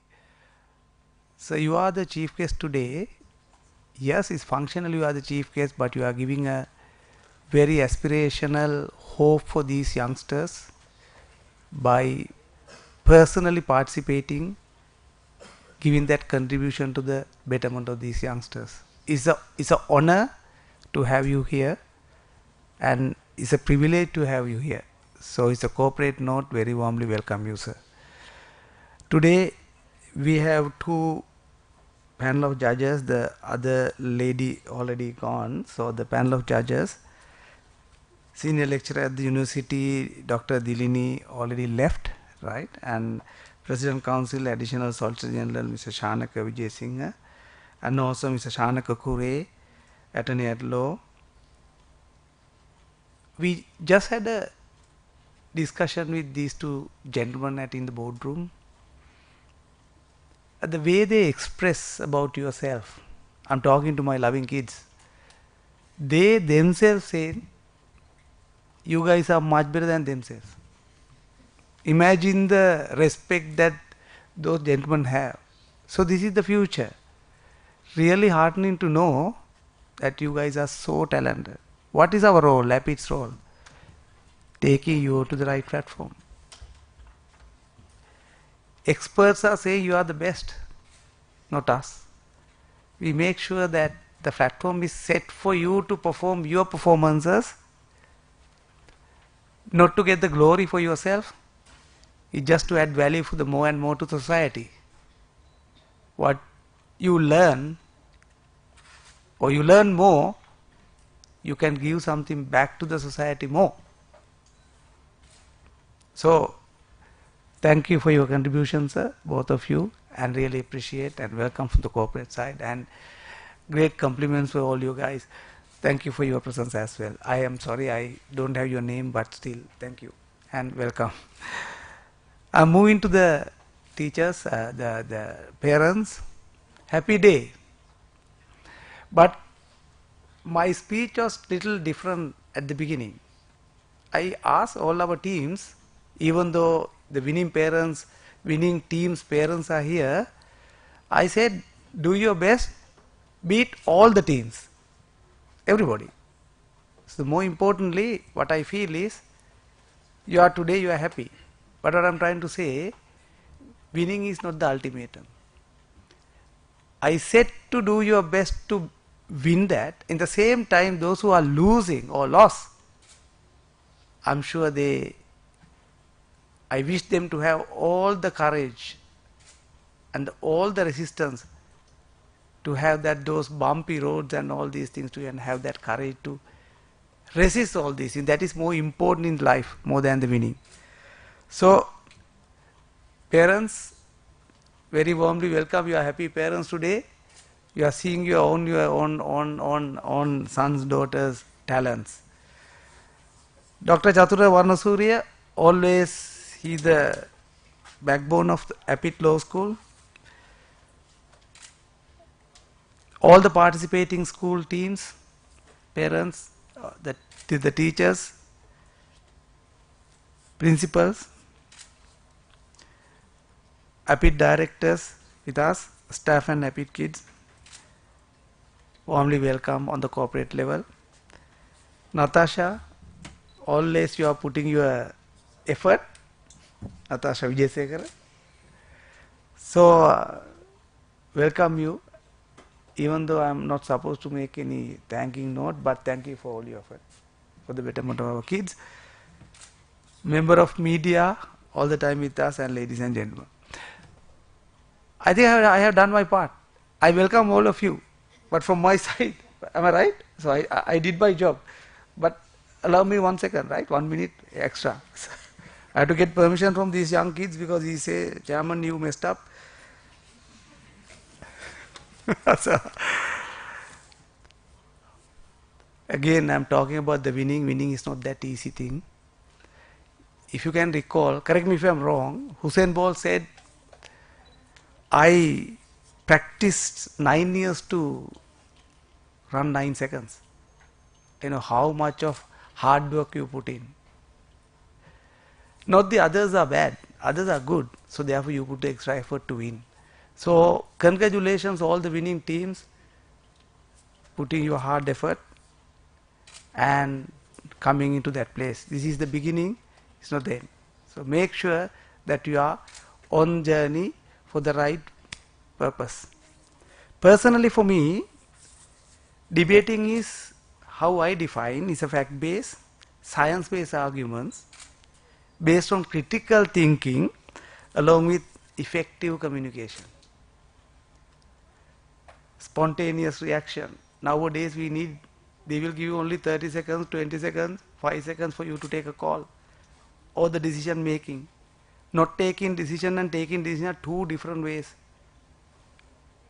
It's a very decisive factor. Talking about leadership. Leaders has to take a call, the decision. So spontaneous decision is quite important.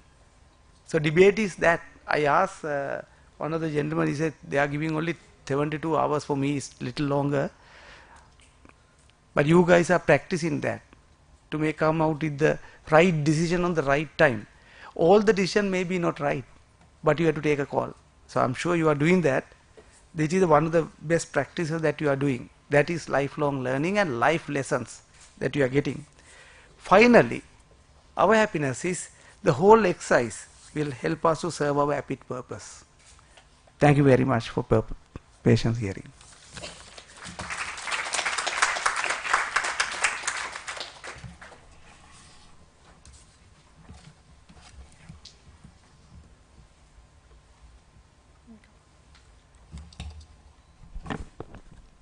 Thank you, Mr. Bandulegadage, Chairman of APIT Sri Lanka, for the kind words.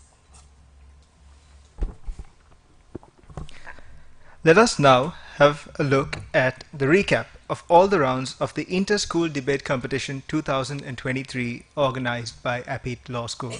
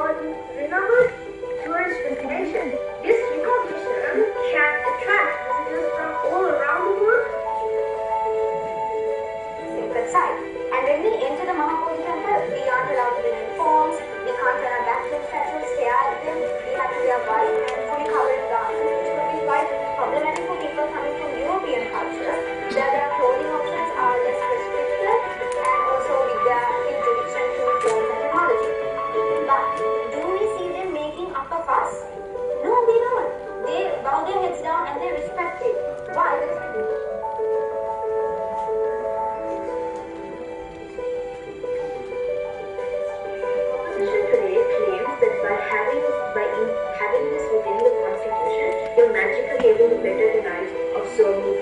right? But we tell you that this is untrue because it imposed such a big burden on the government to actually fulfill these sort of things. With that being said, I'm going to respond to that first for their argument about the death penalty, right? They say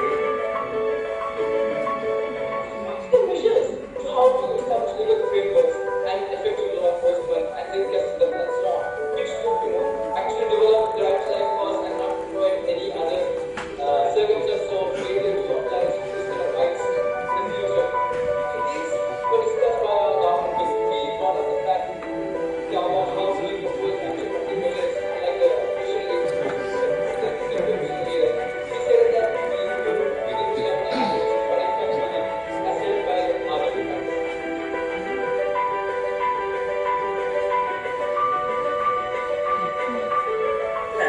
we believe it's extremely problematic for side proposition to come up here and give us a space, give us a case which is actively built upon that look, society doesn't know what's in the vaccine. Skepticism is going to play a major role. Why do you think it's problematic? I'm going to be dealing with three main things from their piece, right? Under three things. Firstly, on the entire take on skepticism. Why don't we think that this is practical, right? What do they come up and tell us? They tell us that look, there is not proper research done, they don't have much of a transparency, and look, it's not made by the government, it's made by a foreign government. As health is its voice and a right of life, as speaker once said from the proposition side, I'm going to talk about personal autonomy in this side. Where do we draw the line between personal freedom and public health? Is it justified to limit personal autonomy and limit personal autonomy in the context of a crisis? Should individual rights be absolute or subject to certain limitations when they pose potential threats to others?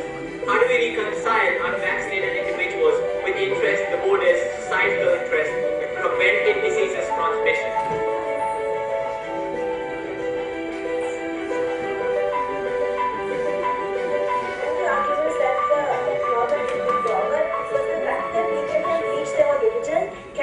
Take an academic approach to it, and they can critique other religions, but they cannot make statements that divisive.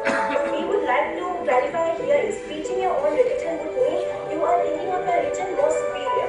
That you are saying why this religion is right and why this religion is wrong, or you are trying to explain why what this religion follows is correct according to their beliefs, which means you are making a divisive statement.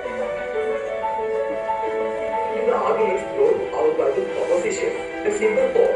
Their very argument is that world gives us freedom of speech, and we do not allow divisive speech to corrupt it, so the use of the freedom of speech is not fair.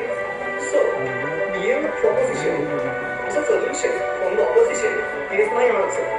One of the fundamental principles of any democratic society is protection of freedom of thought.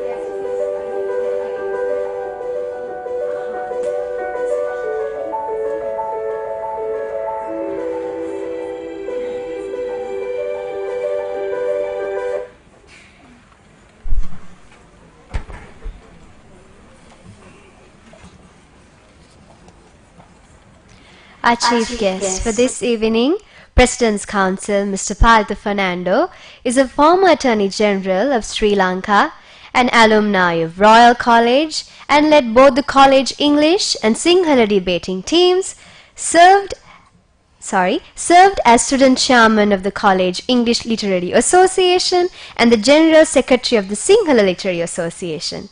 He then completed his Bachelor's of Law at University of Colombo, Masters of Law at University of Colombo, Sri Lanka, and he was also, in his time at Sri Lanka Law College, he was awarded the Hector Jayawardena Gold Medal for the first place at the Address to the Jury contest in English, the S.R. Vijayathilaka Challenge Shield for the first place at the Address to the Jury contest in Sinhala, the A.C. Desoisa Challenge Shield for the first place at the extempore competition in English, and served as President of the Law Students Union in 1978. Mr. Palta Fernando was later appointed as a life member of the Bar Association of Sri Lanka and life member of the Medico Legal Society of Sri Lanka, and served as Joint Secretary and President of the Society. He was appointed by His Excellency the President as a member of the Law Commission in Sri Lanka 2011.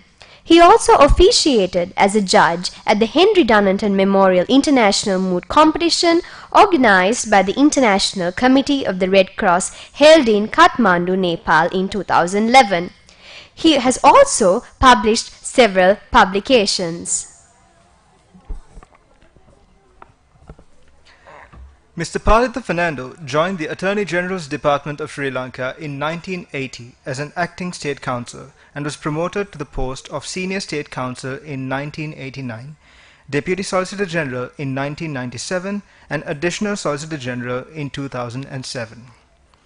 He was also head of the Criminal Division of the Attorney General's Department since December 2007. He was appointed as Solicitor General with effect from 2011 and was appointed Attorney General with effect from 2012. He joined the volunteer force of the Sri Lanka Navy and was appointed as a Judge Advocate of the Sri Lanka Navy till 2004. He served as prosecutor and also Judge Advocate at several courts martial of all three services. We now cordially invite our chief guest for this evening, President's Counsel Mr. Palitha Fernando, to speak a few words.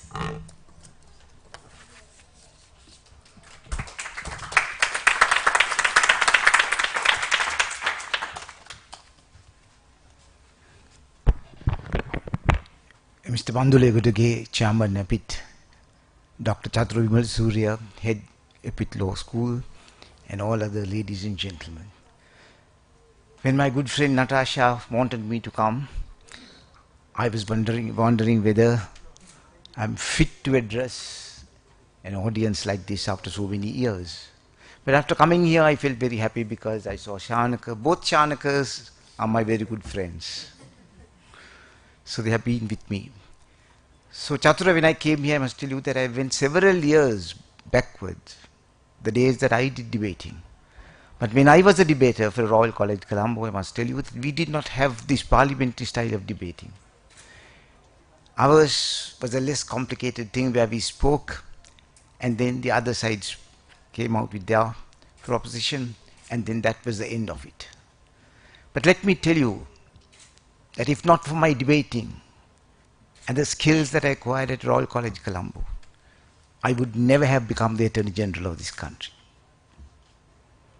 Those whom I met when I was a debater at Royal, debating for other schools, later in life I met holding very high positions. Shanaka, when I led the Royal College debating team, Mr. Yuanjan Vijay Tilaka led the Ananda College debating team. Yuanjan Vijay Tilaka is the Solicitor General. So when I became Attorney General, he was Solicitor General. He later became Attorney General. So then when I debated against St. Thomas's College, Mr. Tony Fernando led the St. Thomas's College debating team. He too is today the Chief Justice of Seychelles. So I was delighted when I was told about the activities of the EPIT Law School, and I was delighted about the excellent presentations for this final ceremonial of the final of this event. I want to give you little advice because I'm sure Natasha, all of them will be attorneys at law practicing in Sri Lanka or like Chatura practicing abroad, going abroad to qualify. I can remember, Chatura, that I did give you a letter of recommendation, but then thereafter I never heard about you. But today when I see you here, well, I've become very, very happy. But when you go for debating, during our time, we never debated on such very serious topics. Our topics were topics which are not so serious. But then when I came to law college, we had debates with the Muslim Majlis also. I'll tell you a small incident. I think that was on parliament. That there we followed the parliamentary style of debating. So the topic was, our forefathers were happier than us. That was the topic, not a very serious topic. Our forefathers were happier than us. Then I can remember there was one speaker. He was a bit on the fat side. And he was telling that there was no hunger those days, but today everywhere hunger, nothing to eat. go to the streets and see the people begging for food and all that. So in my reply speech, Natasha, I said I could imagine a deaf person speak of beautiful music, a blind person speak of beautiful sceneries, but not the third speaker speak of hunger. I said, because he was so fat and he was so angry, he got up and said, Mr. Speaker, I rise on a point of order, that's a personal remark. Anyway, we had wonderful time. And remember, your debating skills, your oratorical skills will stand you in good stead in future life. Wherever you go, that will help you a lot. To go for a wedding, you have to propose the toast. You take part in some other activity, then you are asked to speak. You can't even go to a funeral because you are asked to deliver the funeral oration. So develop that skill and then you can go very far. Now we have got the correct platform. During our days we never had these opportunities, the opportunities that you have today. But then, I'm sure all of you would have heard about Mr. Nadesan, Queen's Counsel. Mr. Nadesan, he was dead long before you all were born. He gave me one advice when I was a very young attorney at law. I met him and he told me, remember this young man. Mr. Godege, those days I was young, that's why he said young man. He said, remember this young man. There is no substitute to hard work. No substitute to hard work. Whether it is debating or any other thing, you have to do hard work. I'm sure you all have done a lot of hard work. The organizers of this event have done a lot of hard work. And those schools that took part in this debating competition, I'm sure would have done a lot of hard work.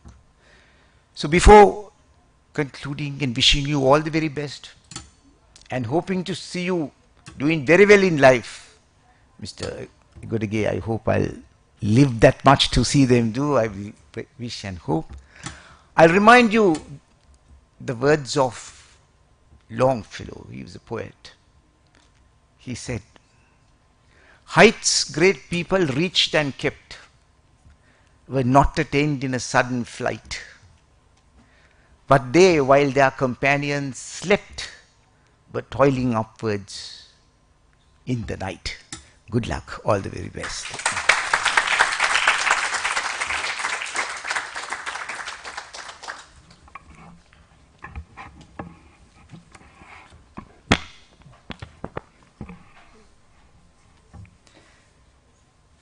Thank you, President's Counsel, Mr. Paritha Fernando, for those words of wisdom.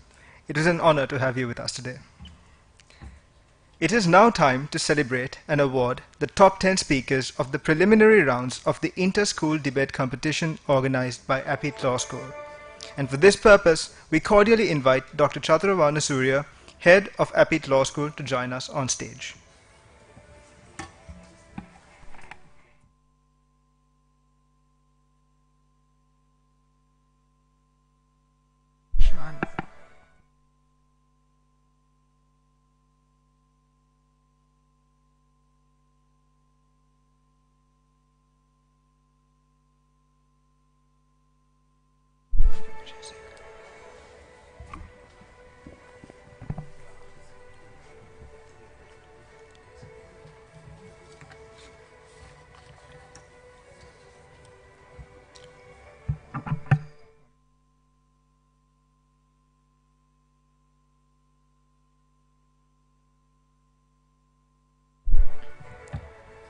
I cordially invite Mr. Shanaka Vijay Singha to join us on stage.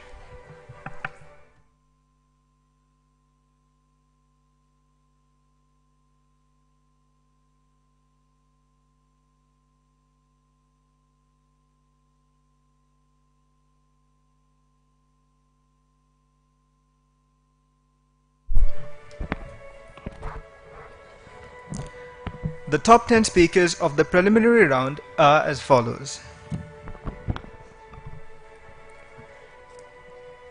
Thruvin Vitharanage from Royal College, Colombo.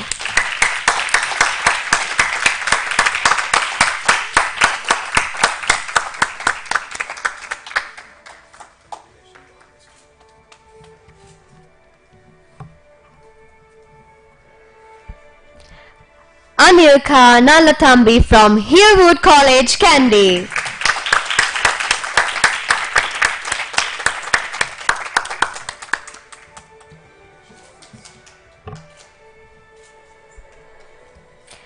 Sasinu Suryarachi from St. Peter's College, Colombo.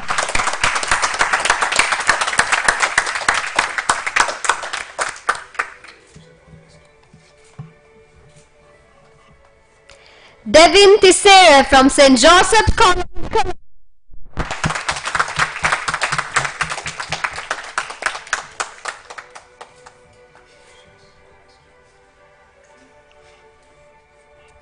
Siumi Sanulia, St. Nicholas International College, Negambo.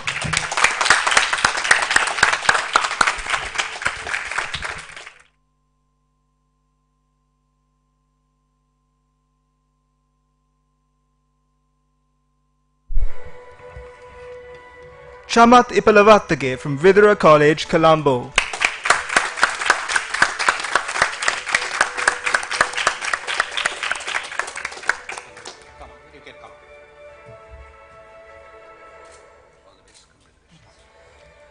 Anaya Ashik from Royal International School, Kurunagala.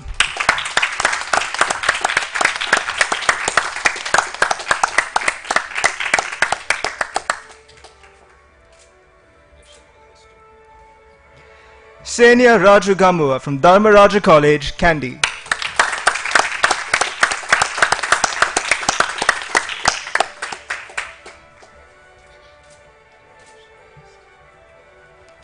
Yumna Nafis from Hillwood College, Kandy, who is unfortunately not present at this event today. Tananjan Tharaniharan from Royal College, Colombo.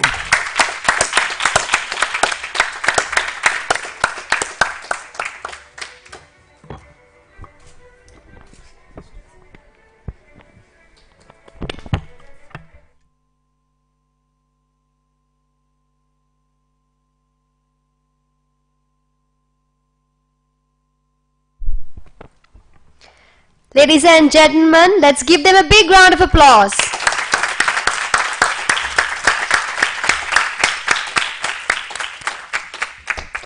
We cordially invite the patron of the APIT Moot Debate and Mock Mediation Society, Ms. Natasha Vijay-Sekar, to join us on stage to present the award for the second runner-up and first runner-up of the inter-school debate competition organized by APIT Law School.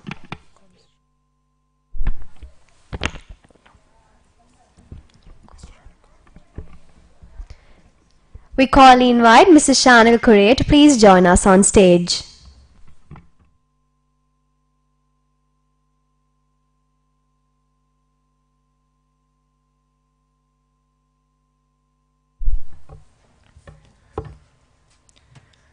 The award for the runner-up of the inter-school debate competition organized by APIT Law School. I beg your pardon. The award for the second runner-up of the inter-school debate competition organized by APIT Law School goes to St. Joseph's College, Colombo.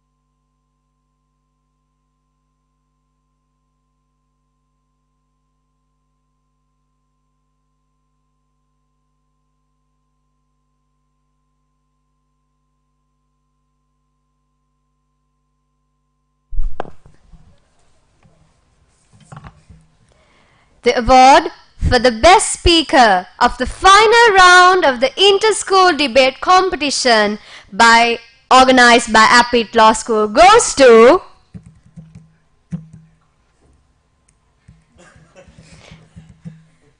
should I say it or should I not say it? Goes to Sasina Suryarachi from St. Peter's College, Colombo.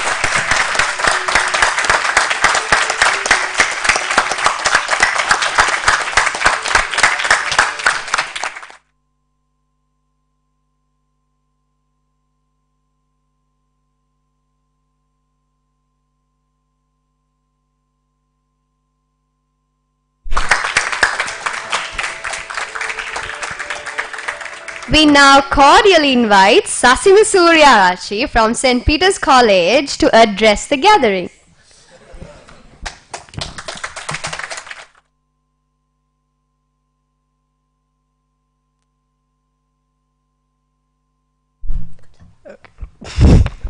Okay, so this is totally unexpected, so I'm going to try my best. Okay. So first off, I would like to thank everyone for the opportunity, and I would like to address to all of the chief guests, all of the schools, participants, parents, and all the principals, teachers, and everyone, and as well as the organizing committee.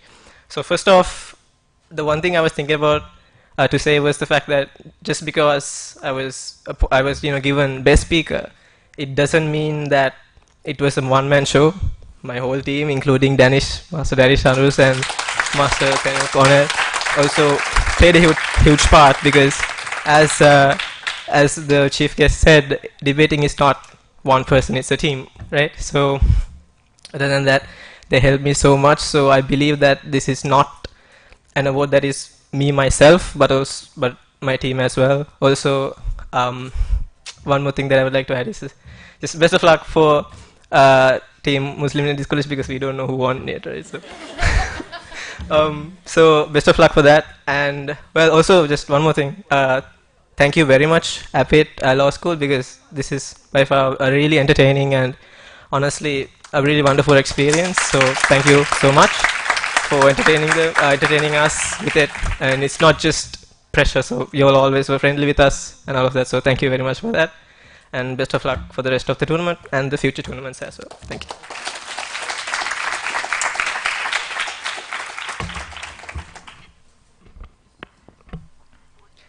Thank you, Sasindu. We cordially invite the chief guest, President's Counsel, Mr. Paritha Fernando, to award the champions.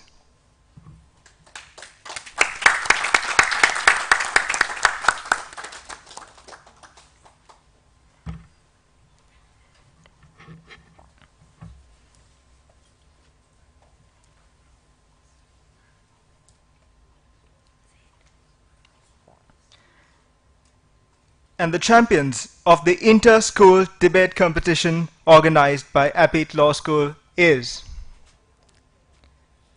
it St. Peter's College, Colombo? Or is it Muslim Ladies College, Colombo? No, we don't need the clap. We need to hear who you're rooting for.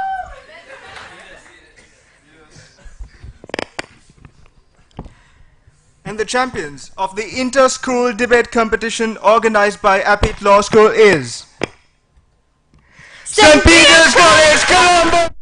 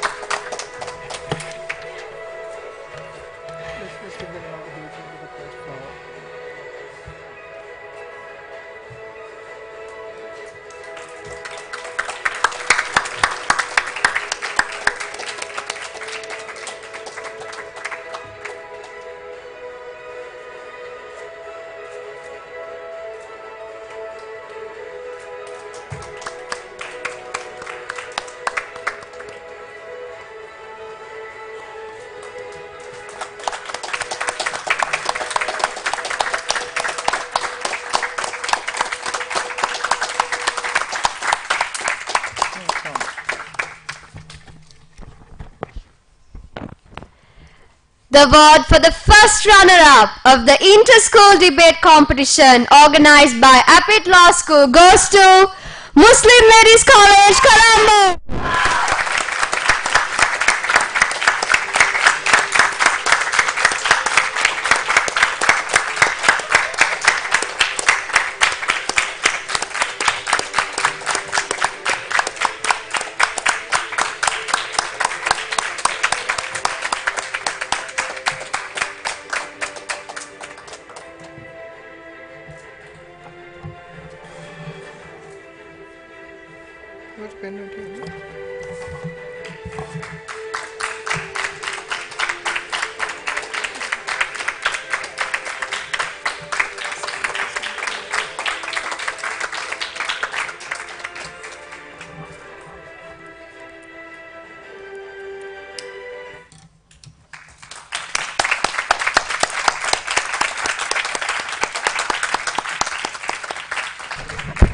These girls gave a very tough competition, so let's hear it up for them.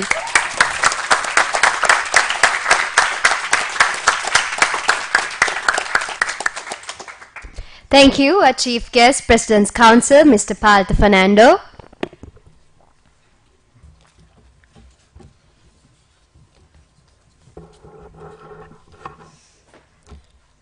We now call upon Ms. Kezia Logaraj, Head of the Working Committee, to give away the vote of thanks.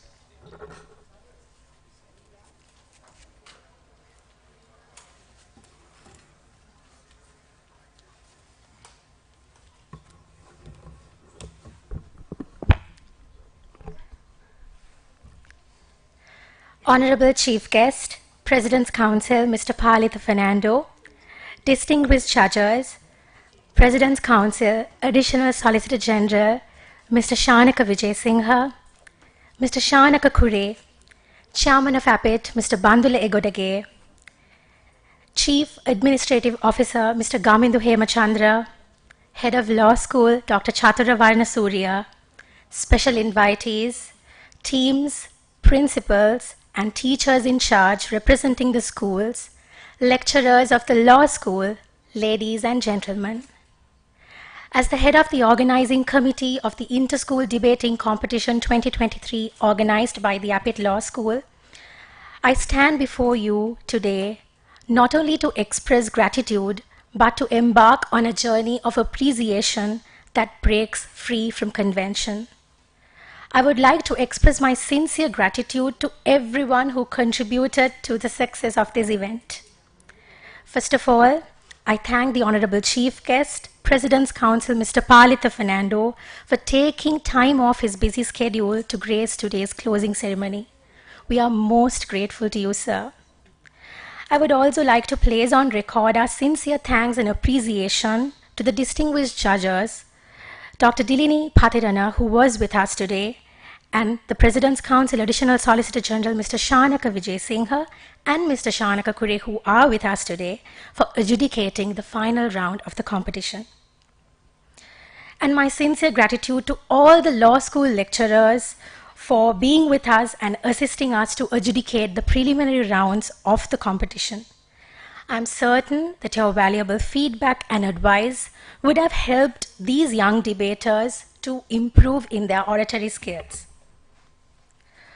A special note of thanks is also to the teams representing Ilma International Girls School, Hillwood College Kandy, Vidura College Colombo, Royal International School Kurunagala, St. Joseph's College Colombo, St. Peter's College Colombo, Zahira College Colombo, St. Nicholas International College Nigambu, Royal College Colombo, Cambridge School of Colombo, Ladies College Colombo, St. Thomas College Mount Lavinia, St. Paul's Girls School Milagiriya, Dharmaraja College Kandy, Kingswood College Kandy, Sujata Vidyalaya Mathara, Gateway International Colombo, Rahula College Mathara, and Muslim Ladies College Colombo for participating in this competition with utmost passion, integrity, and team spirit. Your passion, eloquence, and thought-provoking arguments have captivated us all. Your commitment to the art of debate has been truly inspiring, and we commend your outstanding performances. We thank the principals, teachers in charge, and the coaches of the respective schools for guiding their teams. We appreciate your hard work and wholehearted assistance. I also express my gratitude to the parents and families of the debaters. Your unwavering love, encouragement, and sacrifice have provided the wind beneath their wings, propelling them to reach new heights of achievement. A special thanks goes out to Mr. Gimhan Surya Bandara and the Colombo Independent Debaters Society for extending their support by providing us with adjudicators for the preliminary, quarters, and semi-final rounds. Last but certainly not the least, I extend my heartfelt gratitude to the APIT management for providing us with the necessary resources to organize this competition. The head of law school, Dr. Chaturavarna Surya, thank you for taking the initiative to organize the second edition of the Inter-School Debating Competition. Your guidance and support has been a great source of strength, sir. And I want to especially thank Ms. Natasha Vijaysekara. Thank you for supervising and guiding me and the committee throughout the competition. Thank you for all the moral support that you provided us, Miss.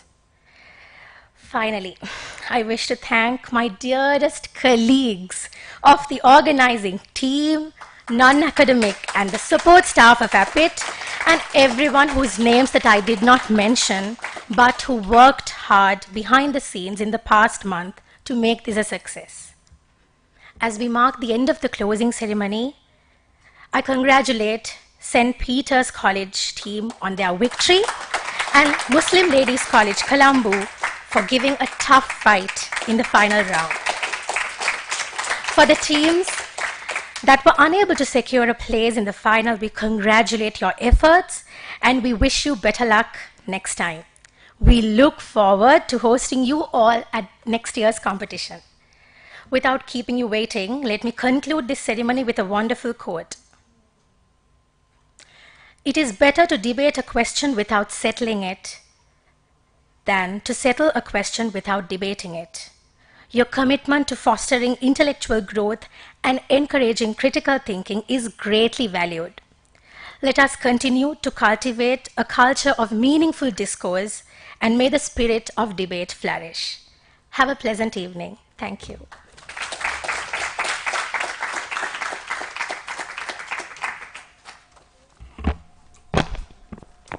Thank you, Ms. Kezia.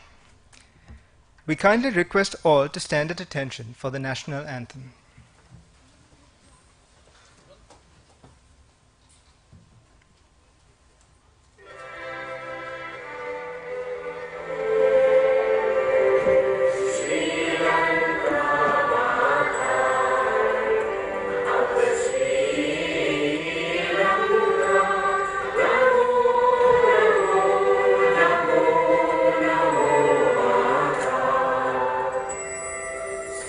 Yes.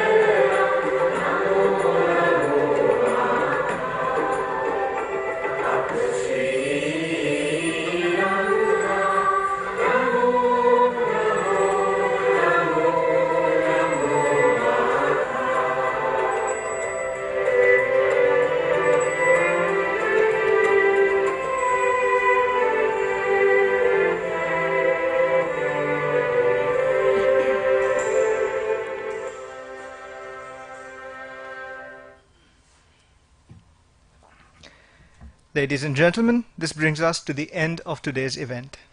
Hope you all enjoyed. Have yourselves a pleasant evening.